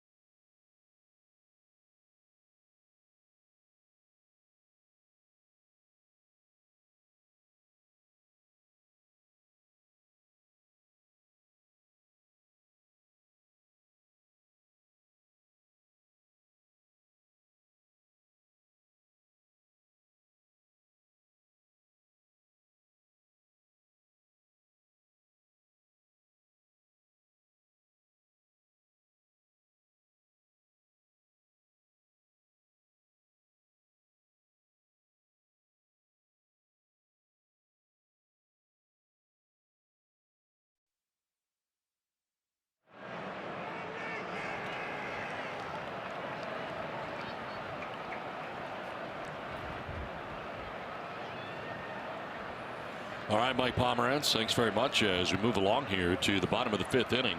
Padres with a 3-0 advantage thanks to the 3-run home run by Margot, and second major league appearance for Robert Stock. We saw his debut in San Francisco. He was so excited, sat down, talked to him before the game. You'll see his interview on the postgame show, but touching 100, working on that slider. And that's one of the things he said in the interview. He goes, he's really proud of yesterday's, just, the feeling and the accomplishment, but getting 2 strikeouts with his slider. He's touched 100 miles an hour, but put away 2 giants with that slider that he's been working on.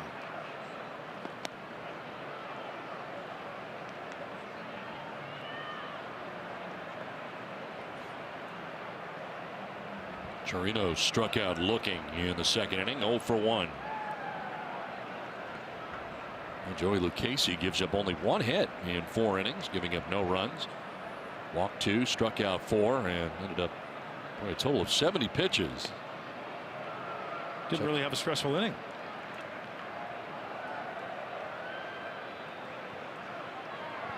Total of 3 men left on by the Rangers during the 4-inning effort by Lucchesi. And that one hits him. Kind of leaned into it a little bit. Didn't do much to get out of the way. And Chirino's down to first base to lead things off here in the bottom of the 5th. That was that slider. Just didn't get it out in front enough. Get it out in front, spin it, and it catches the elbow.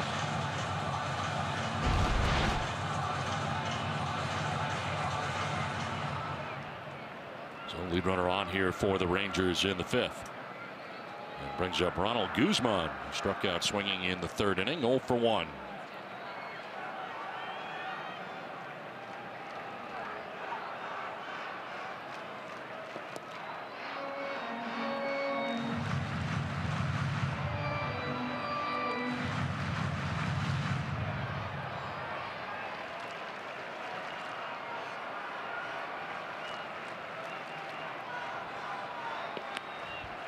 Ball's behind 2-0. This is the perfect example how we always preach about location of the fastball. Darren Balsley every time. Hey, what does this guy need to work on? If he locates his fastball, he should be okay. You throw 98, you throw 100. It doesn't matter. You start nitpicking around a little bit, you fall behind. Then all of a sudden you try to blow one by a guy right down the middle. These hitters will turn that around. And Austin Hedges is doing all the talking right here.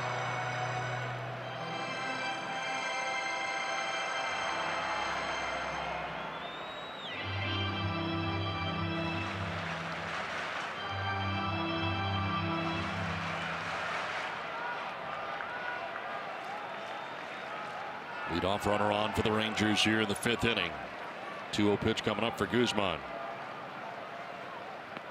Inside as he spins out of the way. 3-0.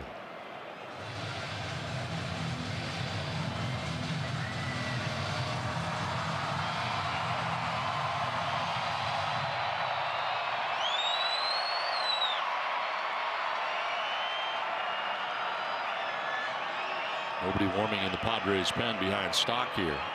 Hits the first batter, falls behind 3-0. And there is a strike, 3-1.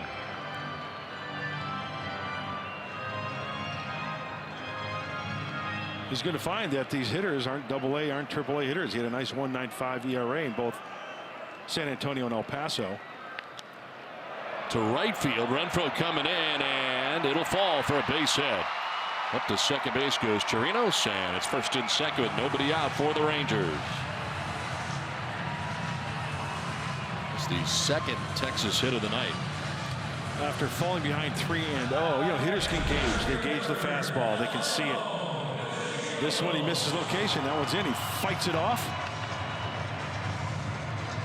And the fastball is pretty straight.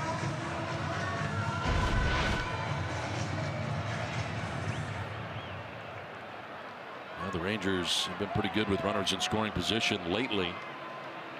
As Delano DeShield stands in here on the right side with 2 on, nobody out.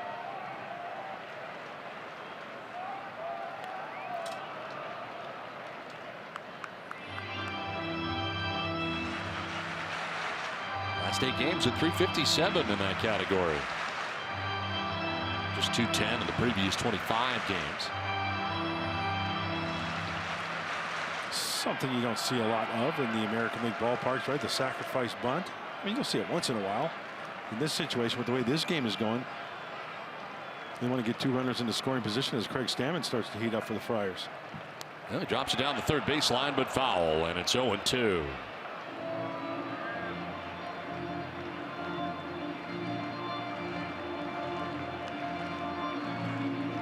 Seven sacrifice bunts this year for the Shields.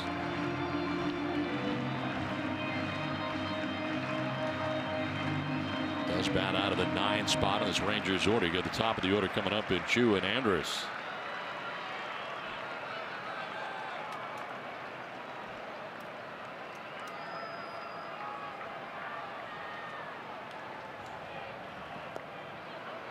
Check swing. Did he go? No. They check with John Lipka, first base umpire.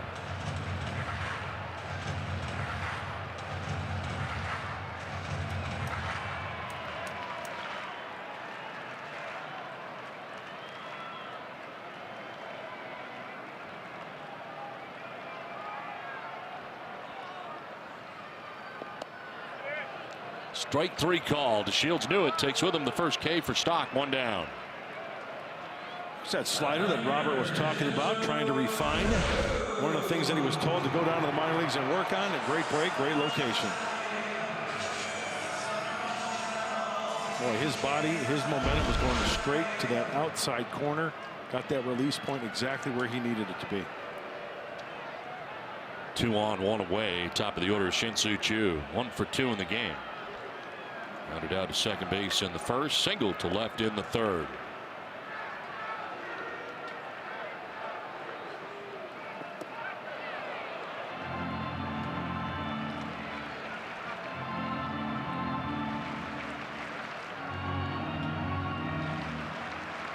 Reaching base in the third inning. It now means 38 consecutive games for Shin-Soo Choo.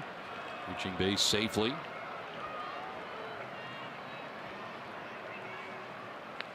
And he'll send one out towards right field. Falling fast, falling in for a hit. Chirinos coming around from second. Here comes the throw. Going to be close. And at the plate, Chirinos is out. Gunned down. The second out of the inning as Robinson Chirinos thrown out at the plate. See if the Rangers are going to challenge here. Jeff Bannister looking inward to find out. Real time, it looked like he was out. I mean, the throw was there, and Austin Hedges really did a nice job. First, let's start with Hunter. He rounded that baseball, all his momentum, a 1 hopper. Yeah.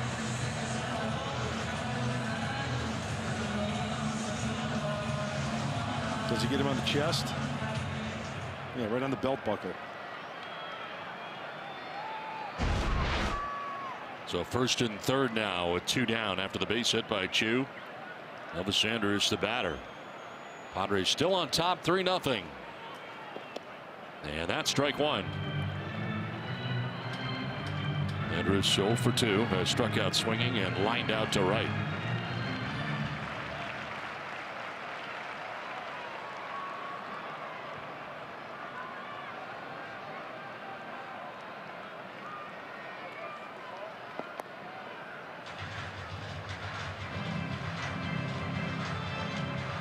You know, this also gives an indication for Darren Balsley and Andy Green about Robert Stock going back-to-back games.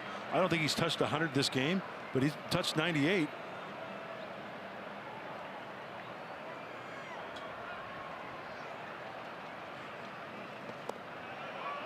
Check swing. Did he go? No. There's a check with Lipka again, the first base umpire.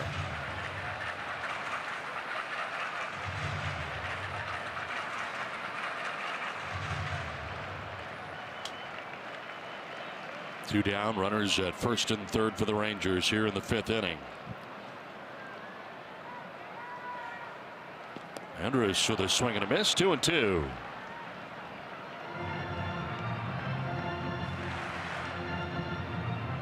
Inning started with Chirinos getting hit by the pitch. Guzman single to right. First 2 reached. Shields struck out. Choo with a single to right field, but thrown out the plate was Chirinos. So 2 down, first and third. Andrus will lift it foul down the right field line, out of play. Heavy dose of sliders from Stock. And rightfully so. When he's thrown it for a good strike, it's been a bad swing. Needs to get it off the plate just a little bit, knee high. Good chance for a swing and miss. Fouled off down the right field line, out of play. Just a little late on 98.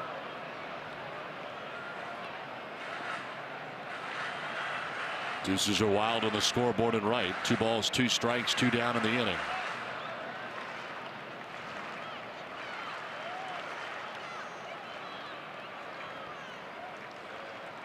Andrews will get a base hit through the right side. From third comes Guzman, and the Rangers get their first run of the night. RBI single for Elvis Andrews through the right side. Where the pitch prior to that 98-mile-an-hour fastball, he fouled it over the Rangers dugout into the second deck. Back-to-back fastballs, 99. So what does he do here? Just starts it a little early, recognizes that fastball, and that's exactly what you need to do when you got a guy throwing about 100 miles an hour. So a pitching change. Andy Green out there to make the change. Robert Stock is done. A run in for the Rangers. It's 3-1 Padres.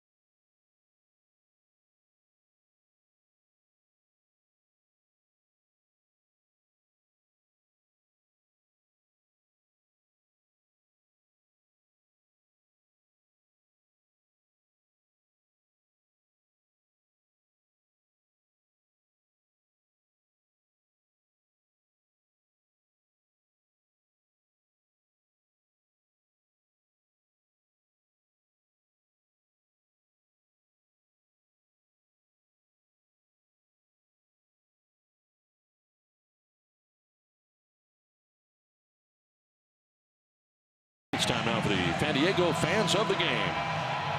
Join Padres baseball on the road tonight from Arlington, Texas. Globe Life Park.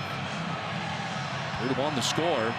And a pitching change for the Padres into the game is Craig Stammen. All about inheriting runners. Craig Stammen does a fine job at that. He's in his 34th game trying to pick up Robert Stock and hold this Padre lead. And the numbers prove that he's been in that position before and done quite well. Very good splits, quality strikes, and 41 punches in 36+ innings pitched. Comes in with Chu at second base, Andrus at first base, a run in. Omar Mazara, the batter, 0 for 2. He has fly to right, grounded out to third base.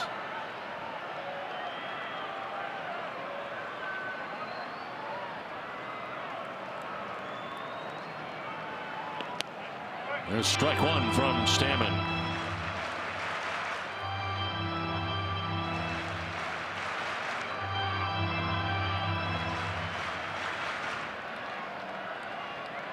.317 with 2 outs and runners in scoring position.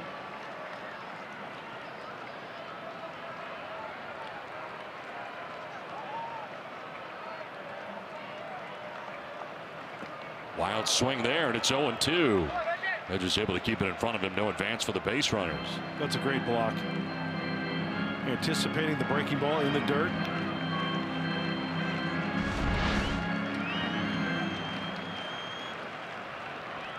Smother and recover.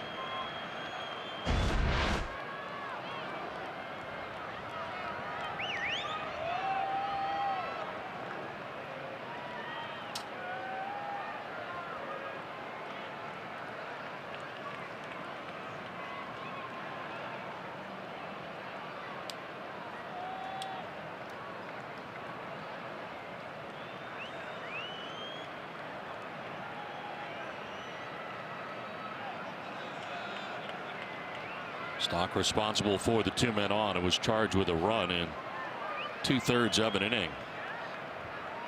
0-2 pitch coming up.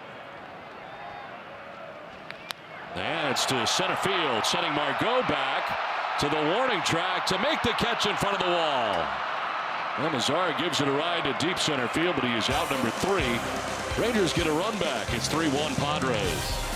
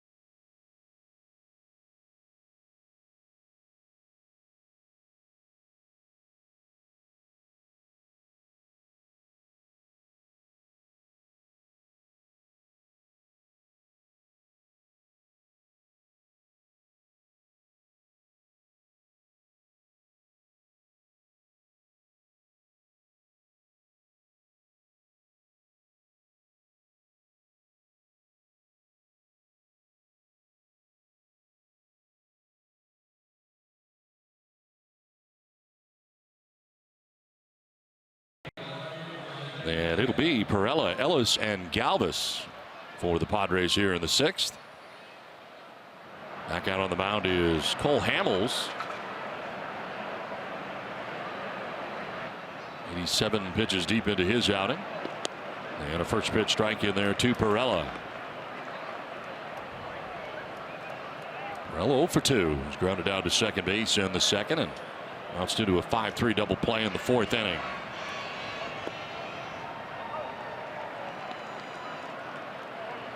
Action in the pen right now for the Rangers. Barnett up right now. First action we've seen out there for Texas in the game. And here's a drive to deep left field for Perella. That ball is gone. Second home run of the night for San Diego. Jose Perella hits his 2nd of the year. And the Padres back on top by 3 again. It is 4-1 San Diego.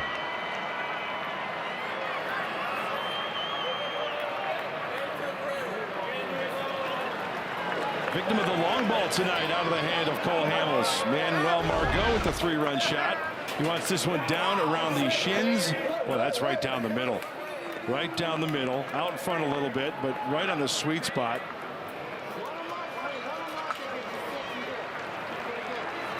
Well, hopefully they come in bunches for Jose Perella. Now the Padres on top 4-1. That's the night for Hamels. The pitching change from Arlington, Texas.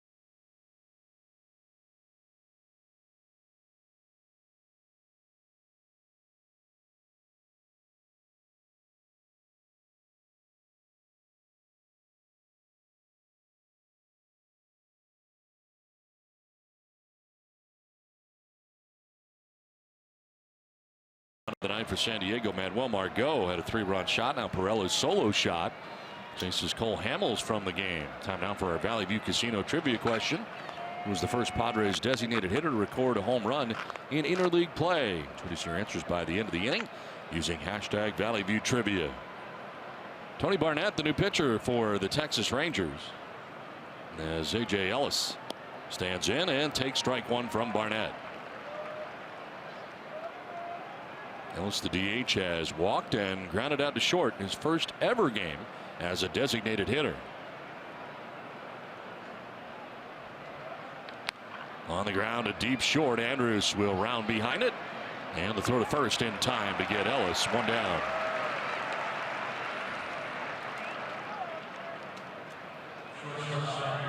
Tony Barnett enters his 20th game, spent 6 seasons for the Occult Swallows in the Japanese League.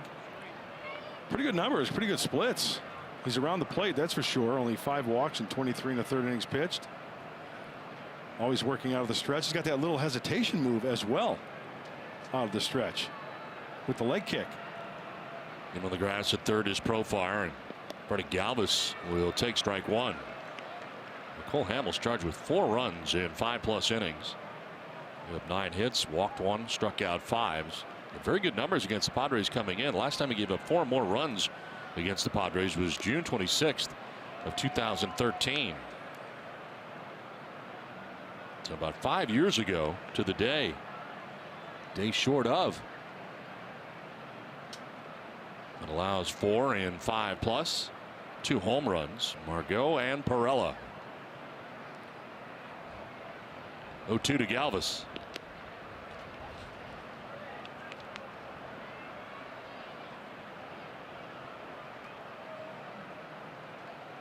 Now for Perella, his 2nd home run of the year.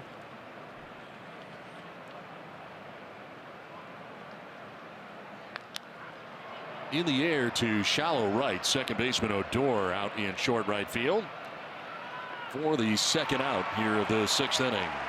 This copyrighted telecast is presented by the authority of the San Diego Padres and may not be reproduced or retransmitted in any form, and the accounts and descriptions of this game may not be disseminated without the express written consent of the San Diego Padres.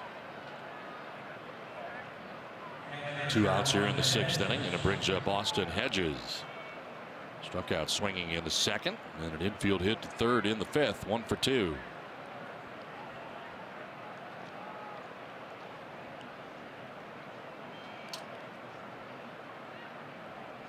The 9 hits allowed by Hamels, the most he's ever allowed to a Padres team. They got to him tonight, and it wasn't like, the home runs are home runs, but the infield singles, they add up. It's just about getting base runners. Those 2 infield singles, 2 runs scored before that home run. Off the bat of the home run of Manuel Margot. Bottom of the order getting on. Top of the order taking care of business.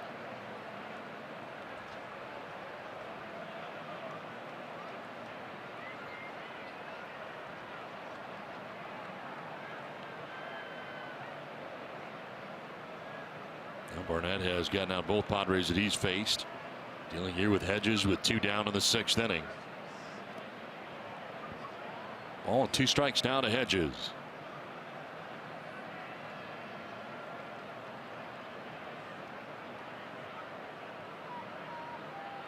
Center fielder Delino DeShields over towards right center. Good size gap out in left center field.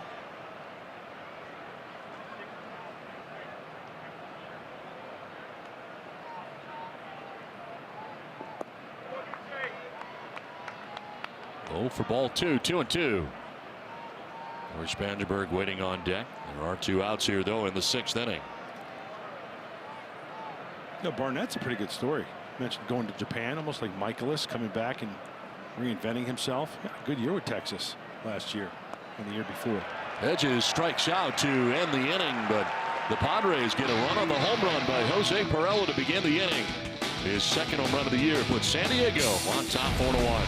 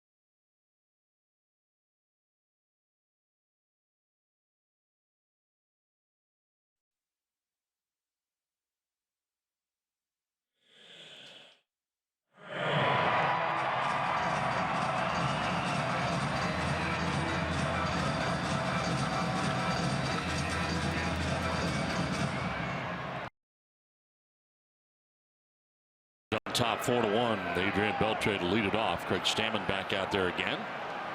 At the final out of the 5th inning begins the 6th inning. Beltre walked twice, both times against the Padres starter tonight, Joey Lucchesi.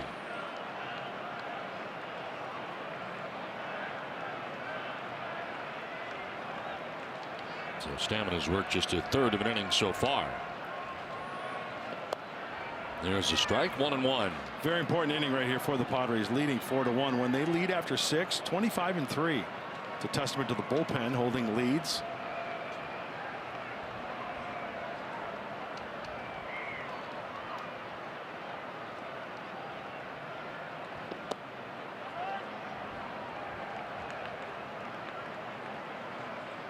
Joey Lucchesi started tonight's game on the first 4 innings, giving up 1 hit, no runs. Walked 2, struck out 4 through 70 pitches. Robert Stock came in, gave up a run.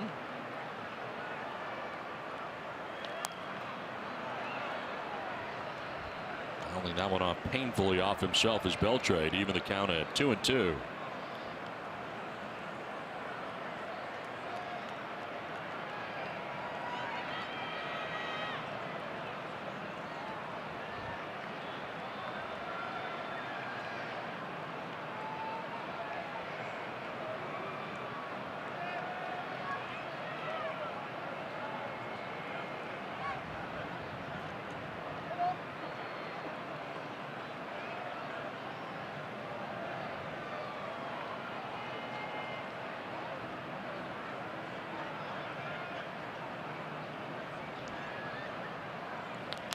On the ground up the middle, Galvis shading to his left beyond the bag at second. The throw in time. 1 down here in the 6th inning.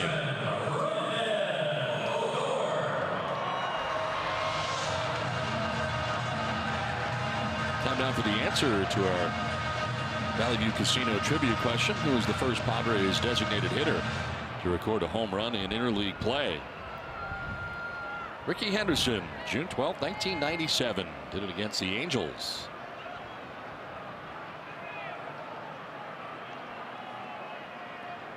One out here in the 6th inning brings up Rougned Odor. Lined out to short and struck out swinging, 0 for 2. And he lines this one into right field for a base hit. Renfroe over to pick it up. Odor back to the bag at first, a 1-out single. Yeah, runners might round first base aggressively, but they're gonna stop right there when it comes to Hunter Renfroe. When this ball is spanked into right field, yeah, take the aggressive turn. Put some pressure on the outfield, but if he fields this cleanly, spin towards the glove hand side and fires a rocket to second base to hold him to a single. 1 out, 1 on, and Jurickson Profar coming up 0 for 2.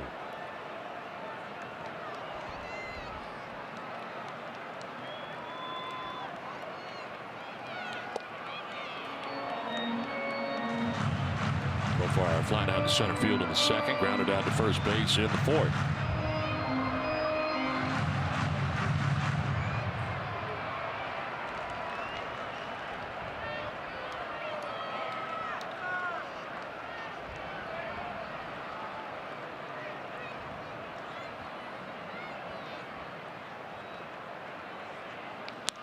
Lined into center field. Odor up to second base on the ringing single for Profar. 2 on with 1 out here in the 6th inning. Well, as soon as Austin Hedges put down that fastball sign, you can tell what the intent was for Craig Stammen. Sinker down and away. Boy, he went out and got that one. Trying to induce a double play ball. Sometimes you got to tip your cap. That ball was rocketed to center field. 2 on, 1 away. Robinson Chirinos coming up.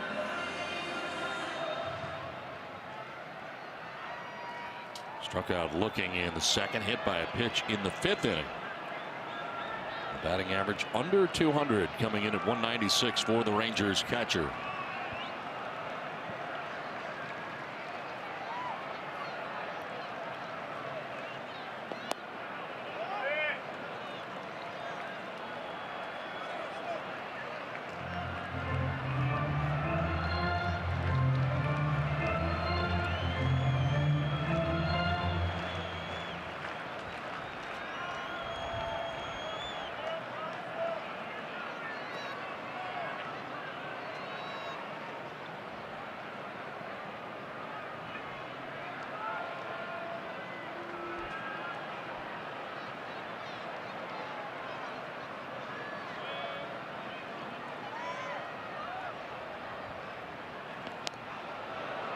1-1 on a pitch running away. You would think that the Rangers catcher would be in the double digits for grounding into double plays. Not the case. Mazzara leads in that category with 10. He's only grounded into 3 double plays.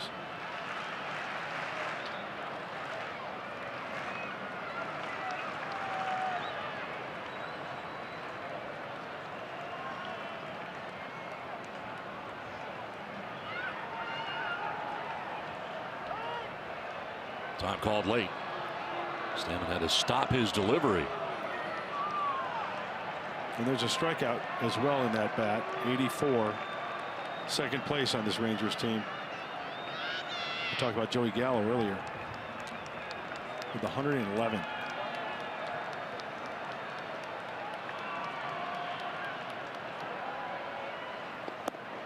Down to one knee on that cut.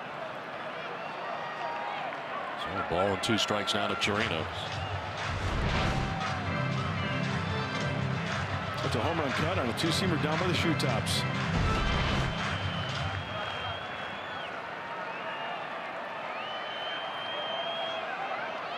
Gore at second, Profar at first. 1 down here in the 6th inning. Padres on top 4-1. Swing and a miss. Actually, a swing and a foul tip into the catcher's mitt. And Chirinos thought it hit the ground. And Bannister thinks so too. The manager coming out. Now the umpire is going to get together. Tony Randazzo, home plate umpire, was not sure. So they're going to get together now. See, I like this. I like them getting together. It sounded like it hit the dirt. Not sure.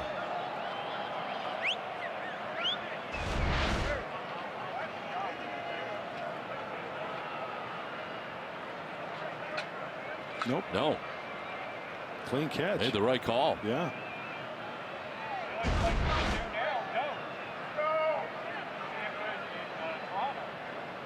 Now they're going to say a foul ball. Wow. Whoa. I like the idea of them getting together. Don't like the idea of them getting together and getting it wrong. Does that amaze you that a call like that can't be reviewed? Yeah, it's one of the ones that cannot. I mean, this is plain and simple. I mean, if they were to look at this, that ball changed a little bit of direction, but caught cleanly in the glove of Austin Hedges. So another opportunity here for Chirinos.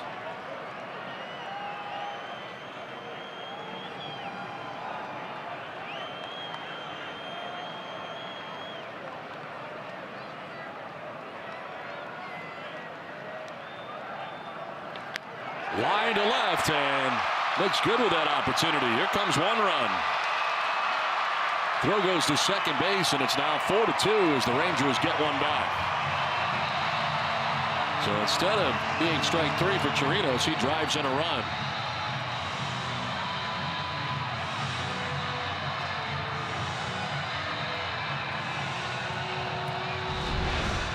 Boy, you talk about taking advantage of an opportunity. You know, I think Craig Stammen would be the first one to say, okay, it is what it is. I've got to make a better pitch. That was not one of his best sliders. It was up. It was extended on the outer part of the plate, enabling the hitter, Chirinos, to get extended and pull that ball. He wanted that one down and away. Adam Simber up in the pen now for the Padres. Already seen Stock and Stammen. 1 out, 1st and 3rd, and Guzman on a check swing. That's a strike.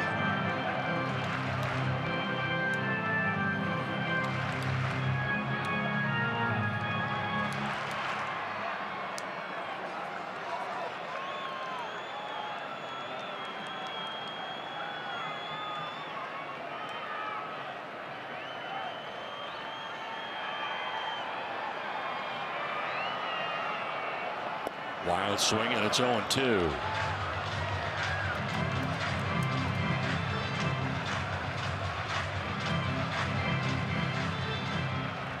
Downfield straightaway here on Guzman. Struck out in the 3rd, singled and scored in the 5th.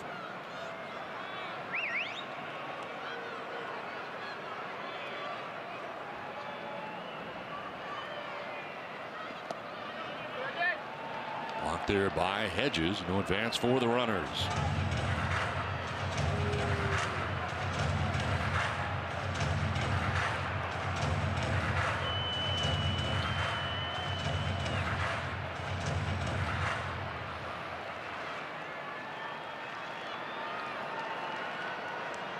3 straight hits here now for the Rangers.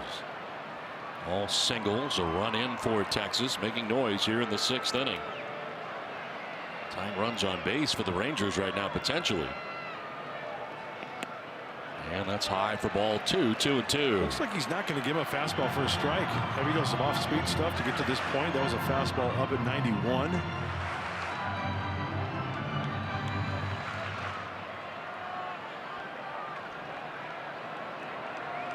Pitches so far for Stammen since coming into the game.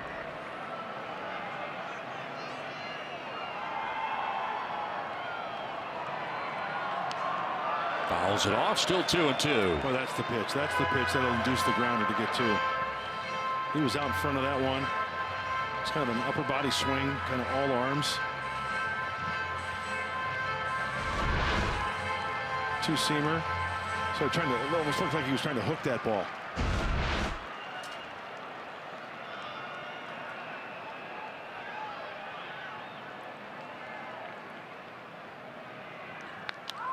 In the air to right field, sending Renfroe back and over towards the warning track, and now onto it, and he can't make the catch. Scoring his profile, Chirinos will go to 3rd, and in with a double goes Guzman. It's 4-3 with runners at 2nd and 3rd and 1 out.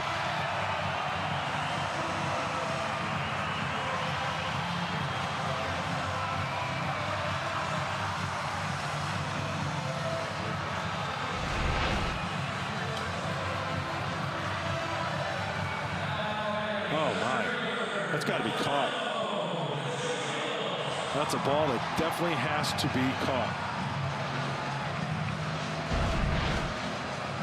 You can tell Renfroe is in trouble right out of the gate as he was moving back to his right. He's so mad right now he wants to eat that glove of his. He knows he should have made that catch. Andy Green headed to the mound here. That is 4 straight hits allowed by Stammen, but not all of it is his fault. But he has not made a move yet. It is a conversation at the moment. Simber and Erlin up in the pen. It is a sac fly that scores the run. It is an RBI, but an error charged to Renfroe. So an E9 on the play. And now Andy Green will make the change. Want some more time for whoever he's decided to go for here. 4-3, Padres on top of the Rangers.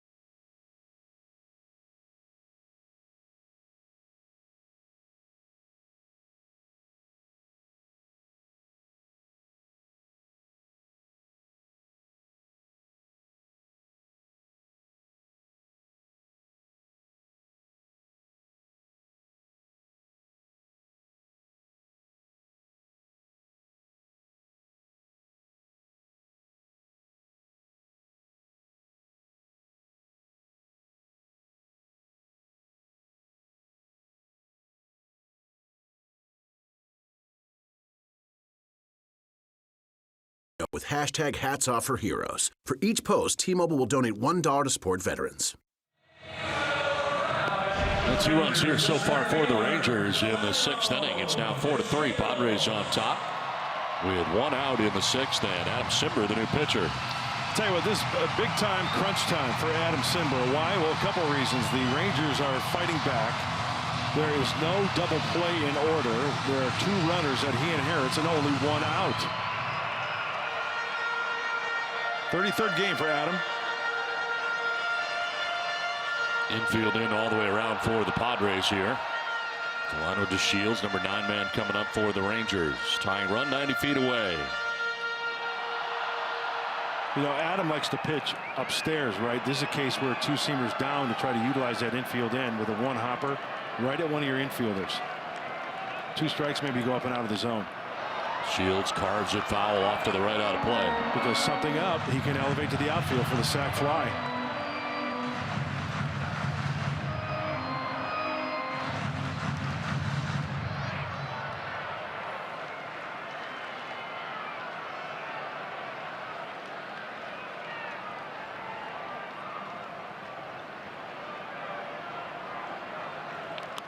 On the ground foul outside of first, 0-2.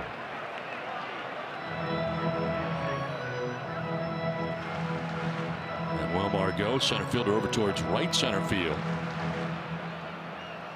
Somewhat of a gap out in left center. Play for DeShields to go the other way. 0 for 2 in this game. He has grounded out and struck out and down 0-2 in the count. Now he'll line one through the right side into right field. Chirinos will score to tie the game. Throw is cut off, and it's now 4-4 here in the 6th inning.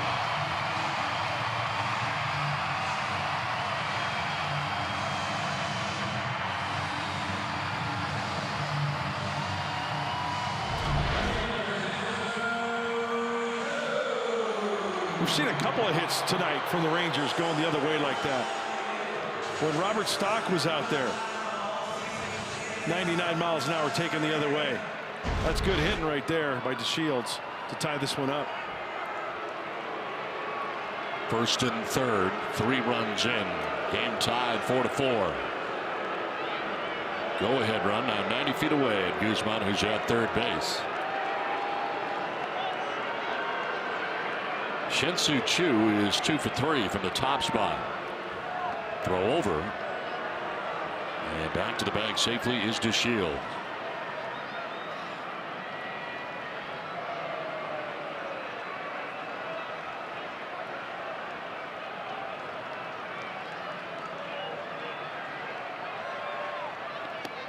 Snap throw to third, and Guzman's back safely. That was pretty close.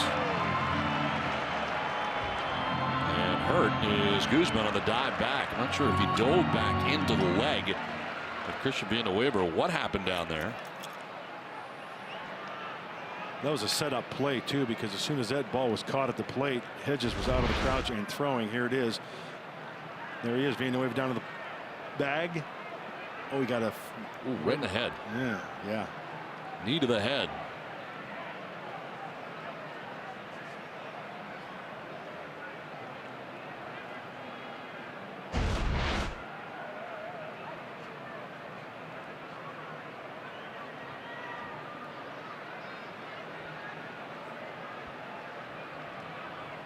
You know, as I was concentrating on the head hitting the knee, I was wondering if there was a tag applied and him not being on the bag. You know, there's a lot going on here.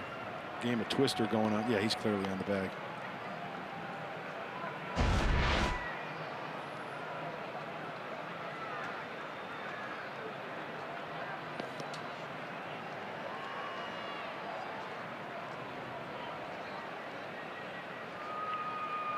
Looks like Jeff Bannister's looking for the bench, huh? Coming out of the game.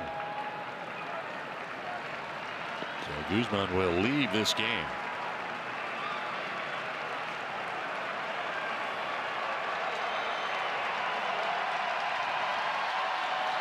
God gives him a nice hand as he heads off.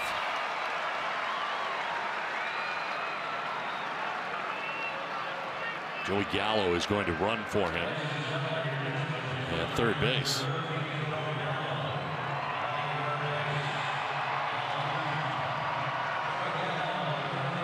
Pitch was a ball before they fired down there to third base, and Guzman getting kneed in the head.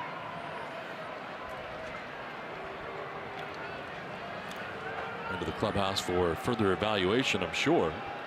Gallo now at third, DeShields at first. One out here in the 6th inning. So far, a 3-run inning for the Rangers. Throw to first, and back to the bag is DeShields.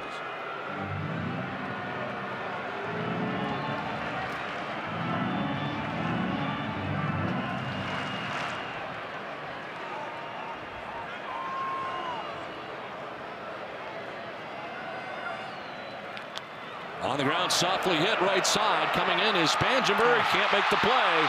Rangers take a 5-4 lead. To third goes DeShields.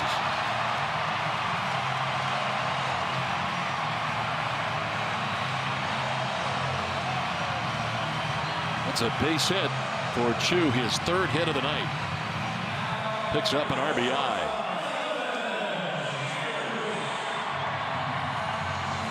Well, I hate to say it, but that's baseball. Really hit the tar out of that one. Just putting the ball in play, avoiding the strikeout, and see what happens. This is a play that clearly should have been made. It was, yeah, it looks like he had plenty of time to glove. Looks like kind of rushed it maybe a little bit.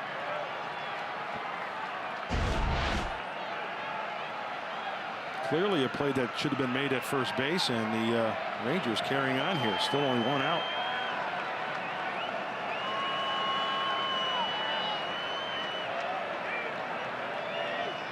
Elvis Andrus will take ball 1.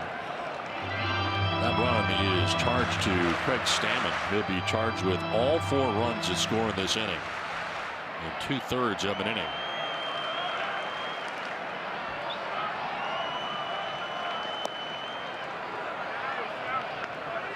On a strike now to Elvis Andrus, 8th member of the Rangers to bat here in the 6th inning.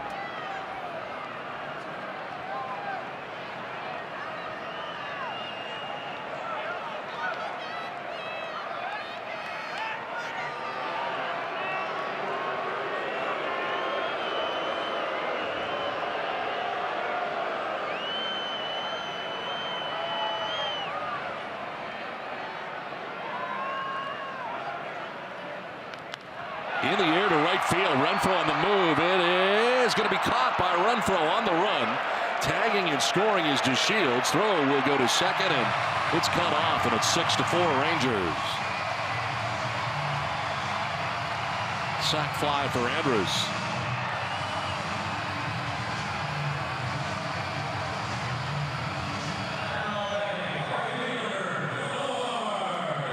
Renfroe's had to do some running out there in right field. This ball off the bat, slicing towards the line. You know, at first I didn't think he was going to get to this one. Here comes Andy Green again. With Nomar Mazara coming up here for the Rangers. He will take the baseball from Adam Simber. A pitching change here. 2 down in the inning. Rangers have a 6-4 lead. Robbie Erlin coming in.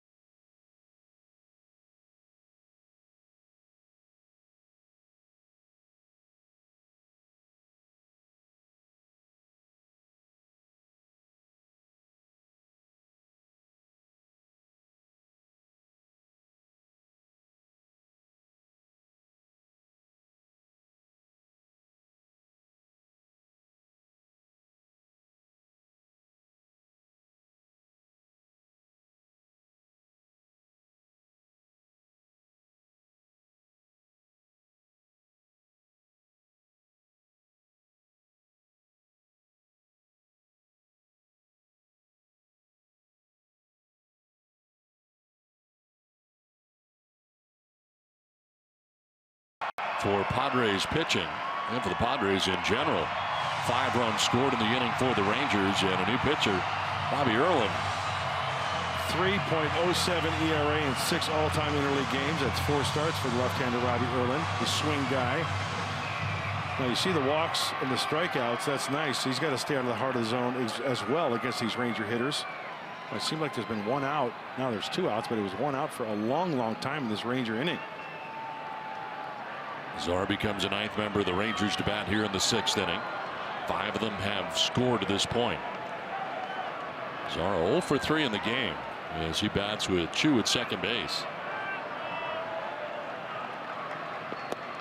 In there for strike 1.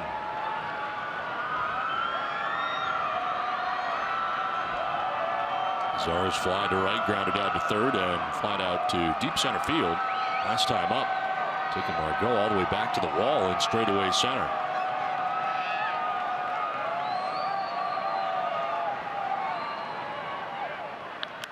Turns on this and fouls it into the seats.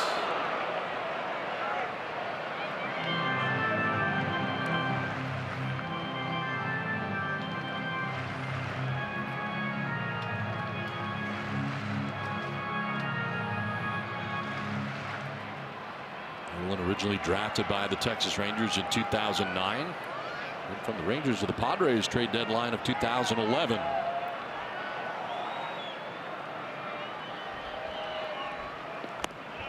Good pitch, and that's strike 3.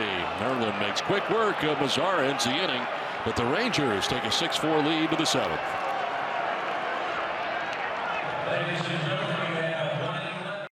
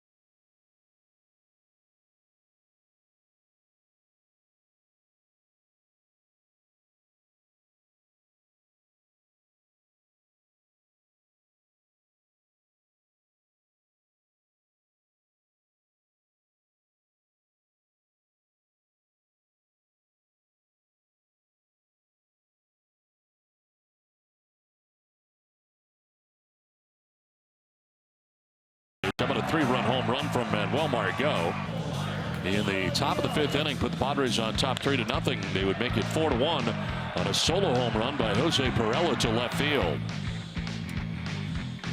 Then what appeared to be strike 3 was not. Umpires got together and said that it hit the ground, was a foul ball, giving another opportunity for Chirinos, who doubles this in, and another run for the Rangers. Fly ball to right. And misplayed out there by Renfroe. An error charge to Renfroe opens up the floodgates for the Rangers. They score 5 times near the bottom of the 6th inning to take a 6-4 lead. Chu driving in the go-ahead run. So the KC 4 innings, giving up 1 hit, no earned runs. Cole Hamels 5 innings, 8 hits, won't be part of the decision either. Margot and Chu leading things offensively for both clubs. And here is Corey Spangenberg to lead it off in the 7th against Jose Leclerc, the new pitcher for the Rangers. Well, now that they have the lead, Jeff Bannister can go to his guys in the bullpen, his late inning guys, and Leclerc is one of those. You go along with Martin. Kella is their closer. Now it's bridging the gap. Leclerc, 95-mile-an-hour fastball. 28th game for the right-hander. Really good splits. Can get a little wild. 15 walks. Spangenberg with a swing and a miss. Down 1-2. He is 0 for 2 in the game. Joey Gallo staying in the game at first base. Took over for Ronald Guzman, who got injured as part of the inning at third base.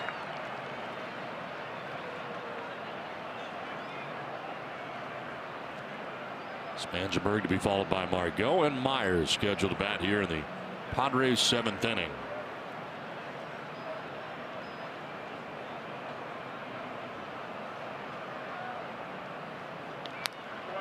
Fouled off to the left, out of play.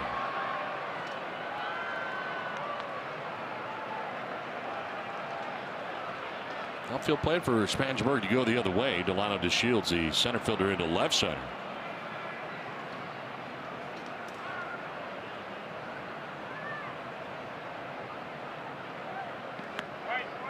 I've noticed Corey choking up. Remember that foul ball off the knob of his bat, but you know, even now this at bat trying to create some good bat control, hit the ball hard where it's pitched, maybe flare one down that left field line. That's where they're shading him, as you mentioned, Don.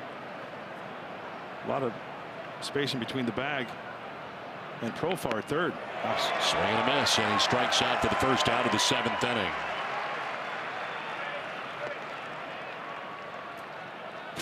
Tomorrow, the World Cup continues on Fox and FS1 with a full slate of matches. It all kicks off at 6 a.m. Set your alarm, 6 a.m. Pacific, with France taking on Denmark. And then later, Messi and Argentina face off Nigeria.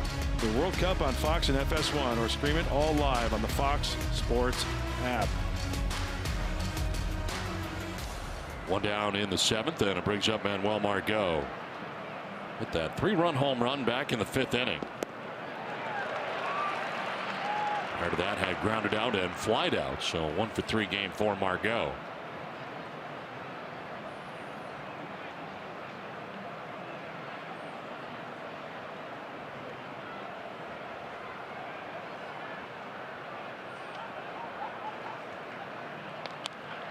Fly ball headed to center field. Delano DeShields will make the catch for out number 2.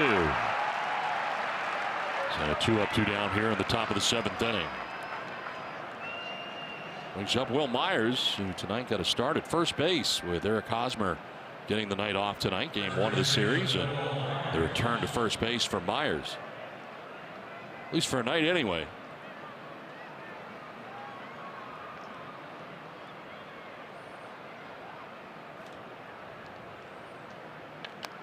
The ground one down the third baseline, foul.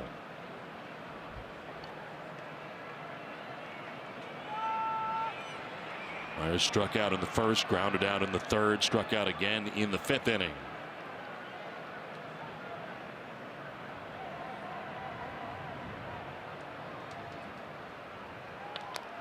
Chops it to third. Profar has got it even with the bag. Throw is good, and the inning is over. Padres down in order, 7th inning stretch, 6-4 Rangers.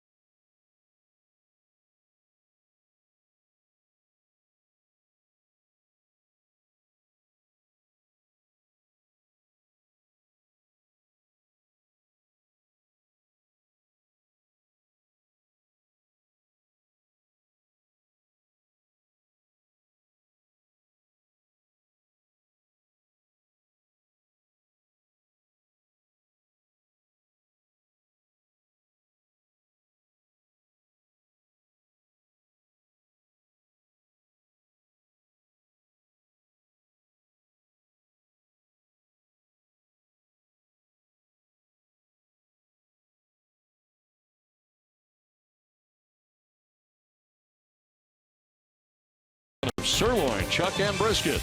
Only at Jack in the Box.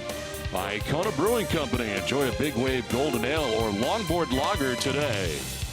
And by Evans Tire and Service Centers. Home of the buy two, get two. 6-4 Rangers on top of the Padres. Robbie Erlin back on the mound again to begin the 7th inning. And it's Adrian Beltre leads it off. Beltre led it off in the bottom of the 6th inning, the 5-run inning, but he grounded out to shortstop to begin that inning. Beltre walked twice earlier in the game, and now will take a ball 1-1.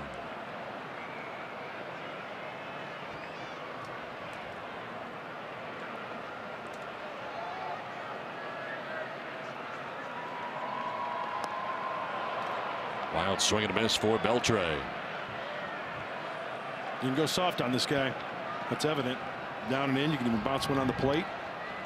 1-2. See if he bounces one and has Austin Hedges go to work and keep it in front of him. Swing and a miss, and Beltre strikes out for the first out of the 7th inning. That is a really good yacker from Robbie Erlin. Get up top, left-hander, and spin it. And now Darren Balsley and Andy Green talk about throwing pitches with authority. That's throwing that pitch with authority. Conviction. 2 strikeouts for Erlin since coming into the game. Mazzari in the 6th inning and gets Beltre. Being things here in the 7th. Rougned Odor bunts out and tries to drag bunt, but Erlin will get there. His throw not in time.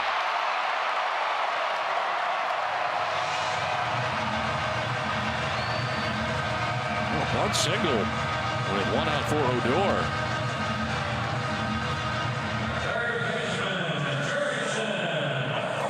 I think Robbie Erlin did everything he could on that play. Just the speed of Odor is the difference. He was getting down that line.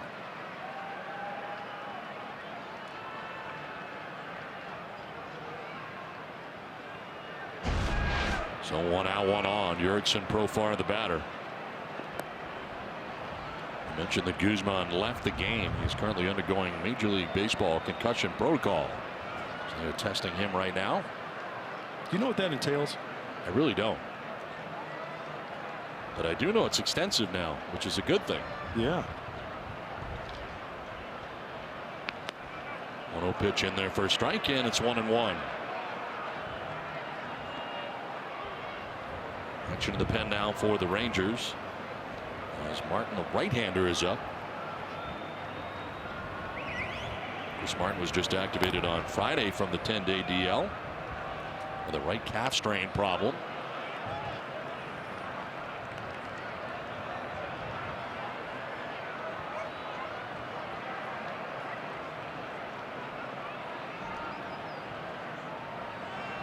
Profar has fly to center, grounded out to first, and singled to center field. Runner goes, and the pitch is low and outside. Throw ends up in center field. So a stolen base for Odor, does not advance any further. Odor just kind of took off on Austin Hedges. Sometimes, like an infielder being a little bit too quick, drops the elbow, it kind of pushed that baseball, and hence the ball thrown into center field. Let's take a look. Austin's always been quick to the ear, the snap throw, just working underneath it a little bit. And Corey Spangenberg is not tall to catch that one on the fly. 1 out, Odor now in scoring position. Rangers keeping the pressure on here, trying to add on to a 2-run advantage.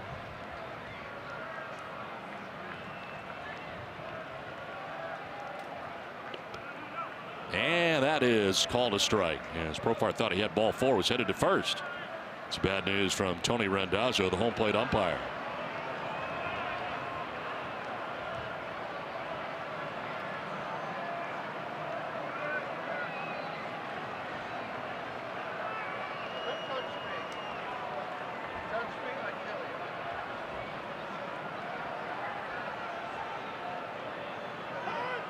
Time call very late, and following through the pitch was Erlin. Everybody kind of ducking for cover.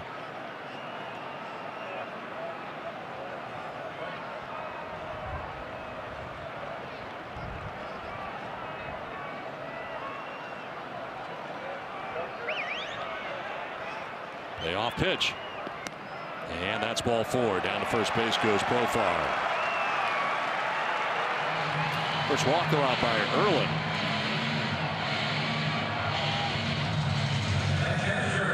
Bring up Robinson Chirinos.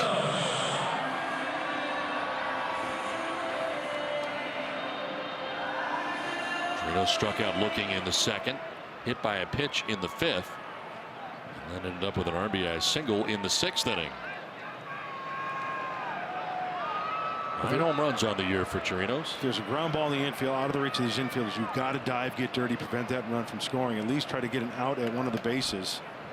Big lead at 2nd. Whoa, we got people running and now going back to bases.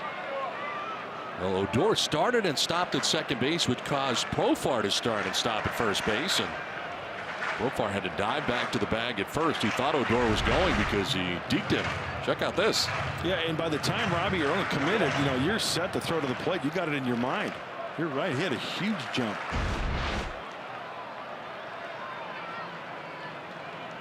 Lead runner kind of drives the bus on that and almost got caught in a jam there, but very fortunate to get back safely.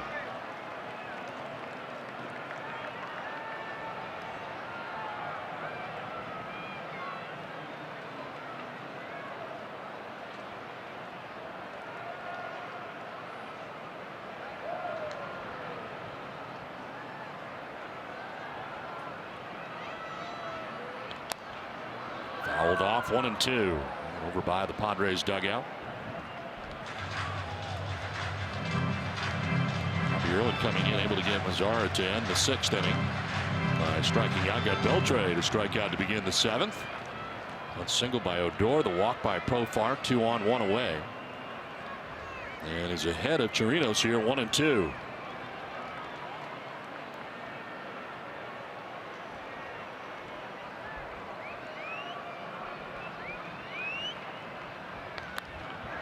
Popped up, foul ground. Myers going over as far as he can, but that'll make the seats by a lot.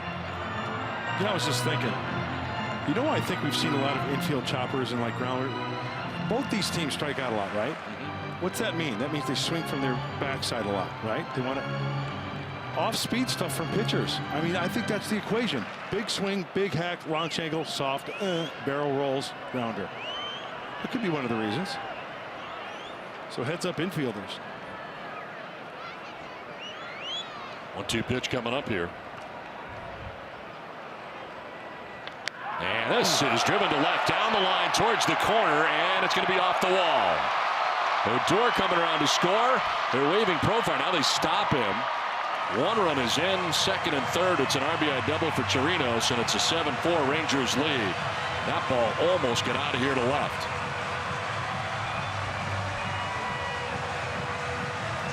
Second hit, 2nd RBI for Chirinos of the night. And when you don't get the soft stuff, you obviously look for the fastball, right? With the types of swings, that's a fastball right down the middle at 91. Talk about getting extended. Not enough launch angle to get that one out of the yard.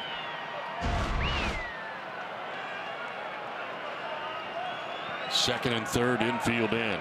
Joey Gallo batting for the first time. They shift on him on the right side as it is blocked here, knocked down anyway by Hedges. So they got the infield in, but they're shifting with the infield in on the right side. Galvis, Spangenberg, and Myers on the right side. Villanueva keeping that runner close to the bag at 3rd, but the entire left side open. Joey Gallo did not start in this game, but took over pinch running for Guzman, who left the game after being kneed in the head at 3rd base. 18 home runs for Gallo on the year, 42 runs driven in. And he'll take strike 1. You know, I know this is a different situation with base runners, but did you see the Houston Astros shift they put against Gallo earlier this year? They had everybody on the right side. The outfield was shifting over towards right field, right center field, but no infielder on the left side. They had 4 on the right. Popped up into shallow left as now Galvis goes back over to a shortstop spot and makes the catch. What a long way to make that grab on the infield dirt. The wind played with that too. The wind is howling. And just as that ball went from second base area over towards third base, that's exactly where that wind directed for Freddie Galvis. It's a swirling wind in here with it being closed in, and watch Galvis. Wow. Where he started, where he ends up. And that's a tough play when you're going that way and the ball's going away from you. You got to chase the ball. There's your breeze, and it is blowing in partially and out to left. I mean, they get flags all over this place doing different things. So 2 down. Chirino sits second. Profar third, and here's Delino DeShields. Single to drive in a run as part of the 5-run 6th inning for Texas.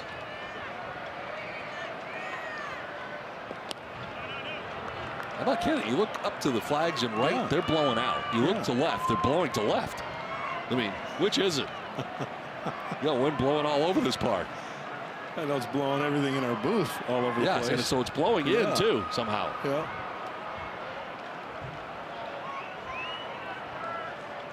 Swing and a miss, and it's 0-2. DeShields lunges after that. Kind of remember those days at Candlestick when you had to really keep your feet moving. You could not be anchored underneath a fly ball. You got to be on the balls of your feet and moving, almost like a guy playing defense on basketball. You never know which way it's going to go.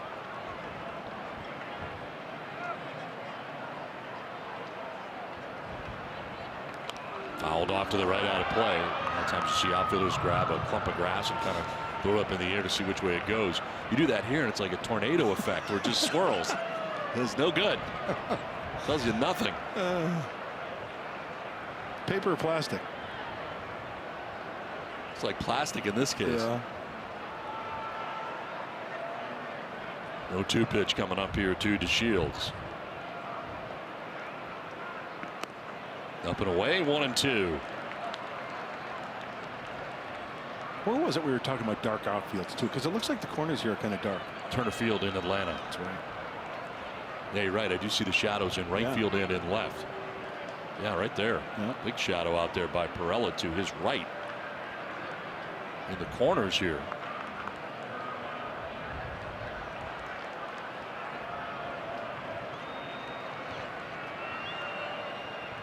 One-two pitch coming up.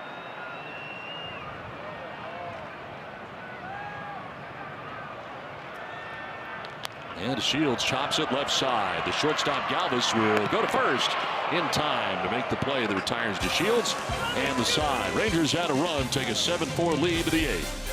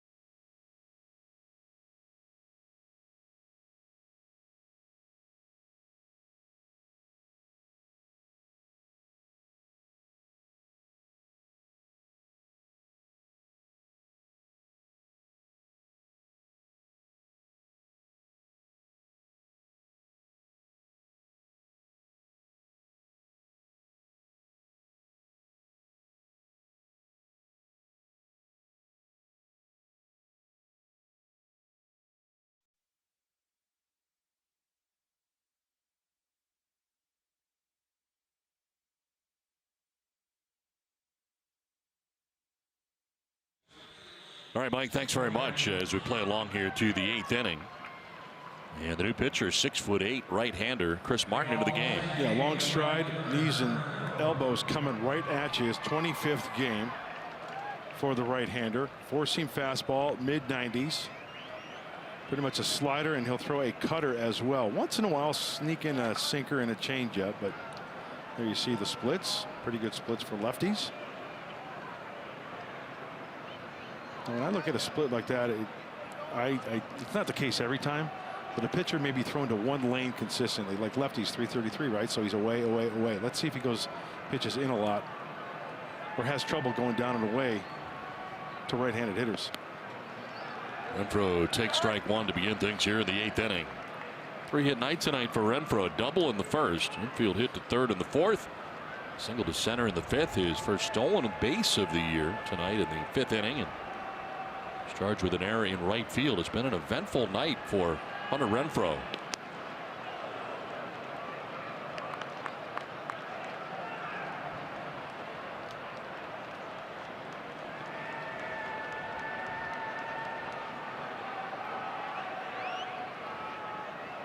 Renfroe, Villanueva, and Perella here in the top of the 8th inning.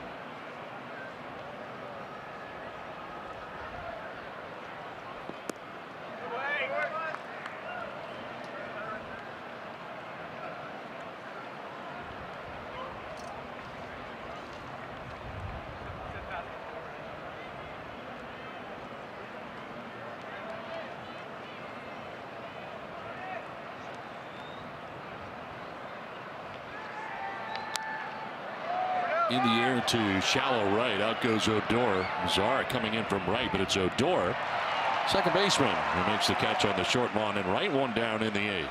You know, also just noticed on a night like tonight, you mentioned the wind, Don. Hunter Renfroe was halfway to second base on that high fly ball. You got to bust your tail out of the box. You got to go. Hey, 99% of the time probably catch it, but that one time, especially in a game like this when you're trailing, you need base runners. So it was good effort right there. Good hustle by Hunter. One down in the 8th, and it brings up Christian Villanueva. Christian has struck out twice and singled to left field. 7 in a row retired by Rangers pitching right now with one down in the 8th.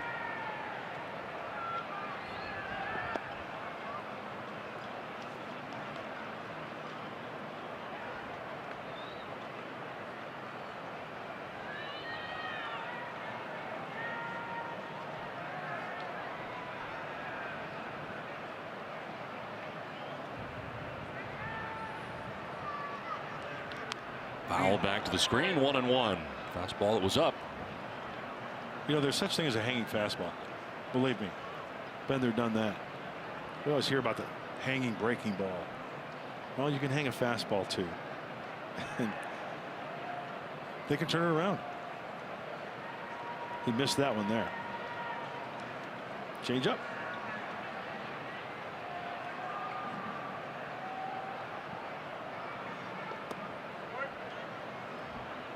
This is down and in, and it's 2-1 now to Villanueva. Well, Hamels started this game, went 5+, giving up 9 hits and 4 runs. He left the game, he was trailing 4-1, not part of the decision now. Tony Barnett now the pitcher of record for the Rangers, who have a 7-4 lead. Fly ball to center field. Delano DeShields out there waiting, and he'll make the catch for out number 2. Time now for the top tier play, brought to you by Arco. Jose Perella with home run number 2 of the year. Solo shot in the 6th inning. Top of that gave the Padres a 4-1 lead at the time. That was the end of the night for Cole Hamels, giving up that home run.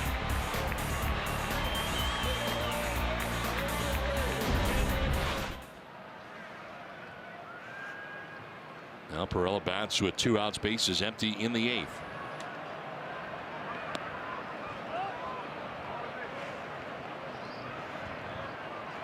8 in a row retired by Rangers pitching.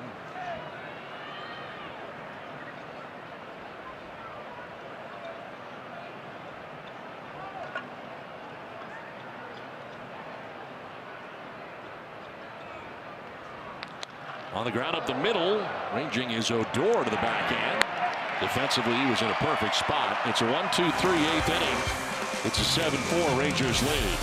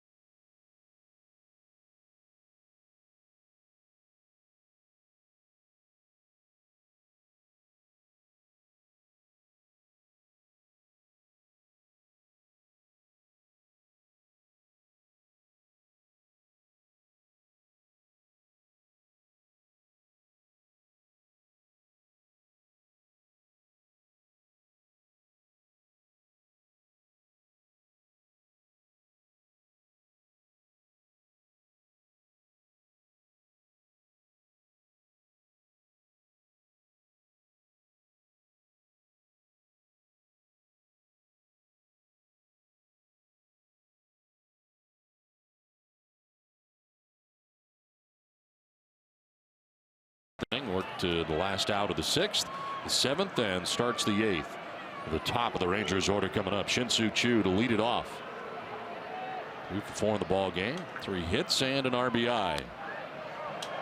This one foul back below us. Well, Robbie needs a quick inning right here.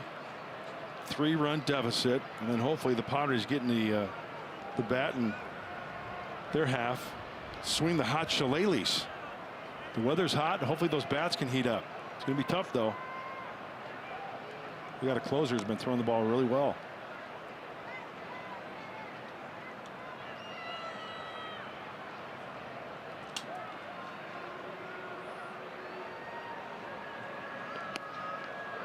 Swing and a miss by Choo.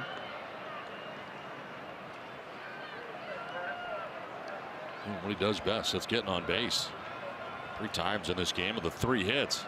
Top of the order for the Rangers. Kind of setting the table. Swing and a miss there, fooled on the Robbie Erlin pitch, and that's a 3rd strikeout for Erlin. 1 down here in the 8th inning. Well, join us tomorrow for game 2 of this 3-game series against the Rangers. It'll be Tyson Ross matched up against Austin Bibbins. Dirk will be on the mound tomorrow. 1-1 is Dirk's the 4.58 earned run average. On the other side for Tyson Ross, who's pitched very well for the Padres. Just didn't get much run support in his last outing. You know, that's the only thing he can control, Don, right? Throwing frames out there, throwing zeros, staying out of trouble. He is locked in. Familiar with these environs here in Texas. Yeah, pitched here last year for the Rangers. Really never very healthy, though. You got that impression. Yeah. And had some tough numbers with the Rangers last year. Remember during the interview I had with him, he said, you know, I'm finally feeling like I'm the pitcher that I know I can be. After the surgery, your body takes its own sweet time. You need some time. And he said that was evident this offseason to where he could train and have his body heal and then get ready for this season. Have you ever thought about going with a hyphen in your name? I have not. No, that never crossed my mind. You? Not really. It's a different look. Not many big leaguers have had the hyphen. There's a ground ball to short. Galvis to his left. And it is in time. 2 down. Elvis Andrus retired. Omar Mazara coming up here for the Rangers. 0 for 4 in the ball game. Right fielder, number 3 hitter for the Rangers. 4 in a row retired right now by Robbie Erlin.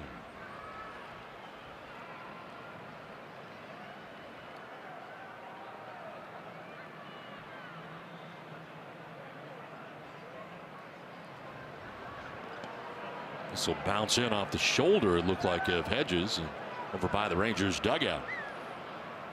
Yeah, getting ready is Kella in the pen. Keone Kella, closer for the Rangers. Also, Jake Diekman is up there in case if the Rangers add on, get a few more runs, and it's not a safe situation, then we would see Diekman.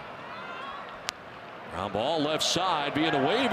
Deep third will make the throw, but have no chance.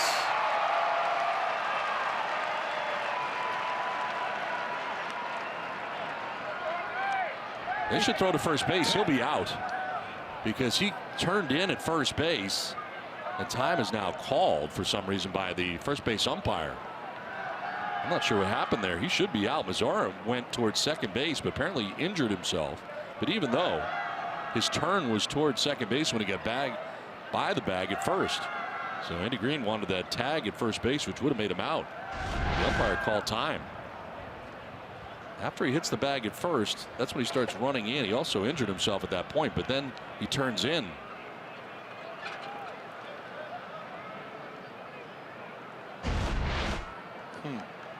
I'm wondering, and this is just wondering if in the umpire's judgment, if that was a commit or not. Who knows? But why not tag him anyway, right? Let the umpire sort it out. Mazzara coming off with his injury, and we'll see. So here's what we saw, him going inside the line there, and then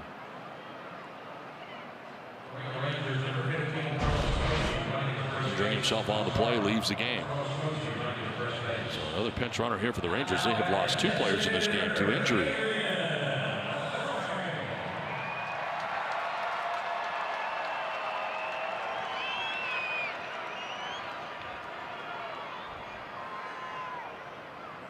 Carlos Tachi running at first base. This one down the right field line, and a foul ball to the right of the pole. Let's revisit our keys to the game. Brought to you by Honda. Well, bats heat up. I was hoping for some hot bats. 9 hits, 2 home runs, 4 runs scored. They had the lead, but it was a tough 6th inning. And then Joey Bufuego in the Texas Heat. 4 innings, 1 hit. He threw well in those 4 frames. No runs. He struck out 4 Rangers. Second strike in there to Adrian Beltre.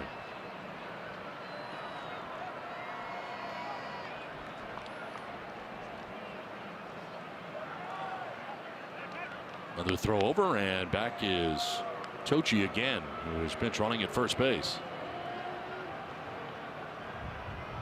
Omar Mazzara leaving the game. Earlier, Ronald Guzman left the game. So a couple of injuries here tonight for the Rangers, for their key players. In the air to shallow right. Out goes Spansberg. In comes Renfroe, and Renfroe will make the catch. It sends us into the 9th inning. Padres trail 7-4.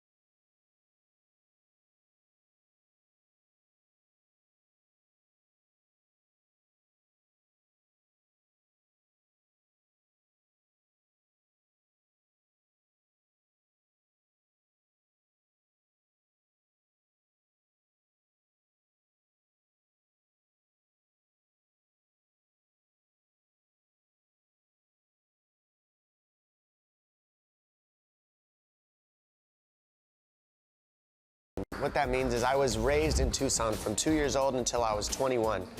And then I had a fight out here in California when I was like 20 years old that I took on short notice, and I met my coach, Eric Del Fiero, and then he said, hey, if you keep coming out here and keep winning, we'll get you a team together and we'll get you going. Inside San Diego Sports takes you inside the world of local mixed martial arts. This is tomorrow following Padres Live, the post-game show. No way you get me inside one of those rings.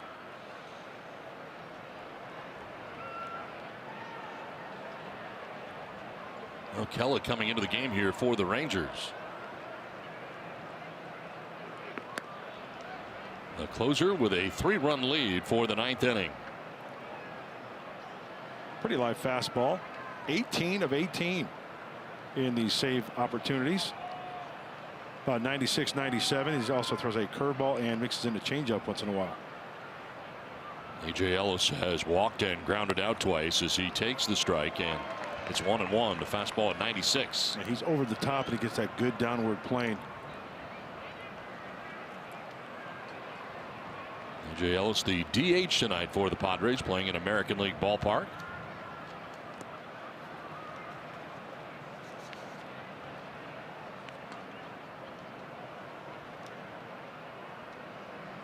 Longest consecutive save streaks. He's got 20 consecutive dating back to last year. Joe Nathan, the all-time leader in that category for the Rangers, 31 consecutive saves. And a ground ball to shortstop. Andrews to first base for out number 1 of the 9th inning. Time now for the Bill Howe play of the game, and we go back to the Manuel Margot home run in the 5th inning. A 3-run shot for Manuel Margot, his 2nd home run in the last 2 days, and his 3rd home run overall the year. Time gave the Padres a 3-0 advantage. They would have a 4-1 lead at one point in this game, but Rangers with a run in the 5th and 5 in the 6th. Added another run in the 7th. The changes for the Rangers. Tochi staying in the game now in left field, and moving from left to right is Chu.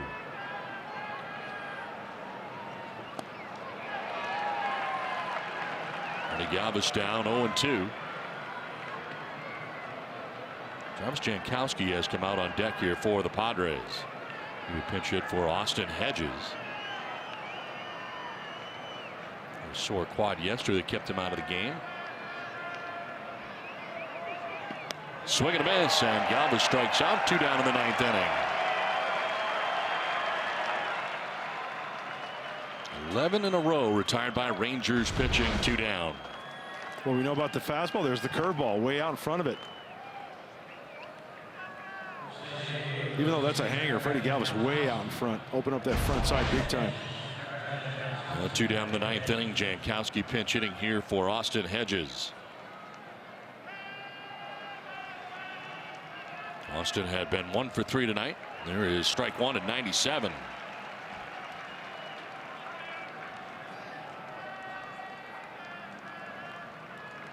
.285, a home run. 7 runs batted in for Jankowski.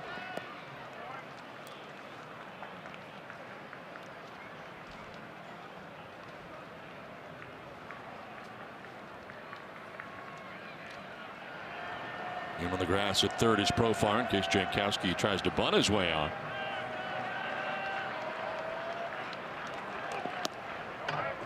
Outside for ball 2.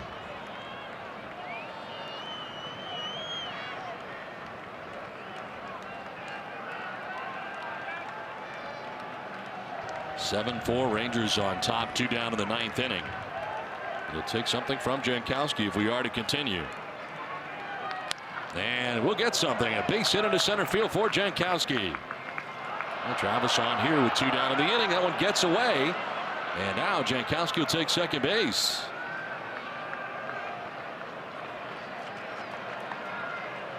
That's quite a battle for Jankowski off a pitcher like Kella, who's been perfect. That nasty stuff coming off the bench. Single and an error charge to the Shields in center field. Not sure what happened. He squares that fastball up. Right through the wickets. Yeah, just overran it, looks like.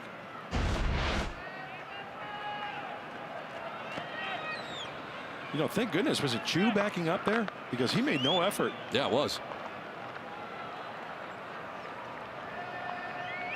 On its second, 2 down. And Corey Spangenberg will ground one down the third baseline. Kella goes to get it. His throw is going to be not in time. And the Padres will bring the tying run to the plate. Infield hit for Corey Spangenberg. This was a tough play for Kella. I mean, he did everything he could. He got to it. Falling off to the right a little bit, first base side. Now he slides. Now he's got to kind of load up and let her rip. Just beats it out.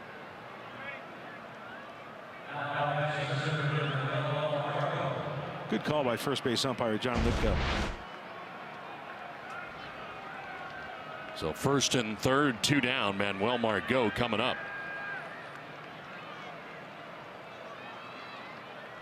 Tying run to the plate with 2 outs here in the 9th inning for the Padres. They had nothing going with 2 down in the 9th inning. 11 in a row had been retired by Rangers pitching. But the pinch hit single by Jankowski, the infield hit for Spangenberg, and all of a sudden here comes the tying run.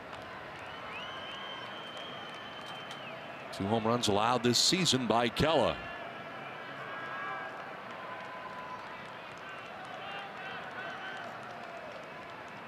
Margot going the other way to right field. Chu coming in, and he'll make the catch. It ends the ball game. Padres will strand 2, and the Rangers will take game 1 of the series. They hold on to win it 7-4. It's time for Padres Live. Mike Pomerantz, what's in store?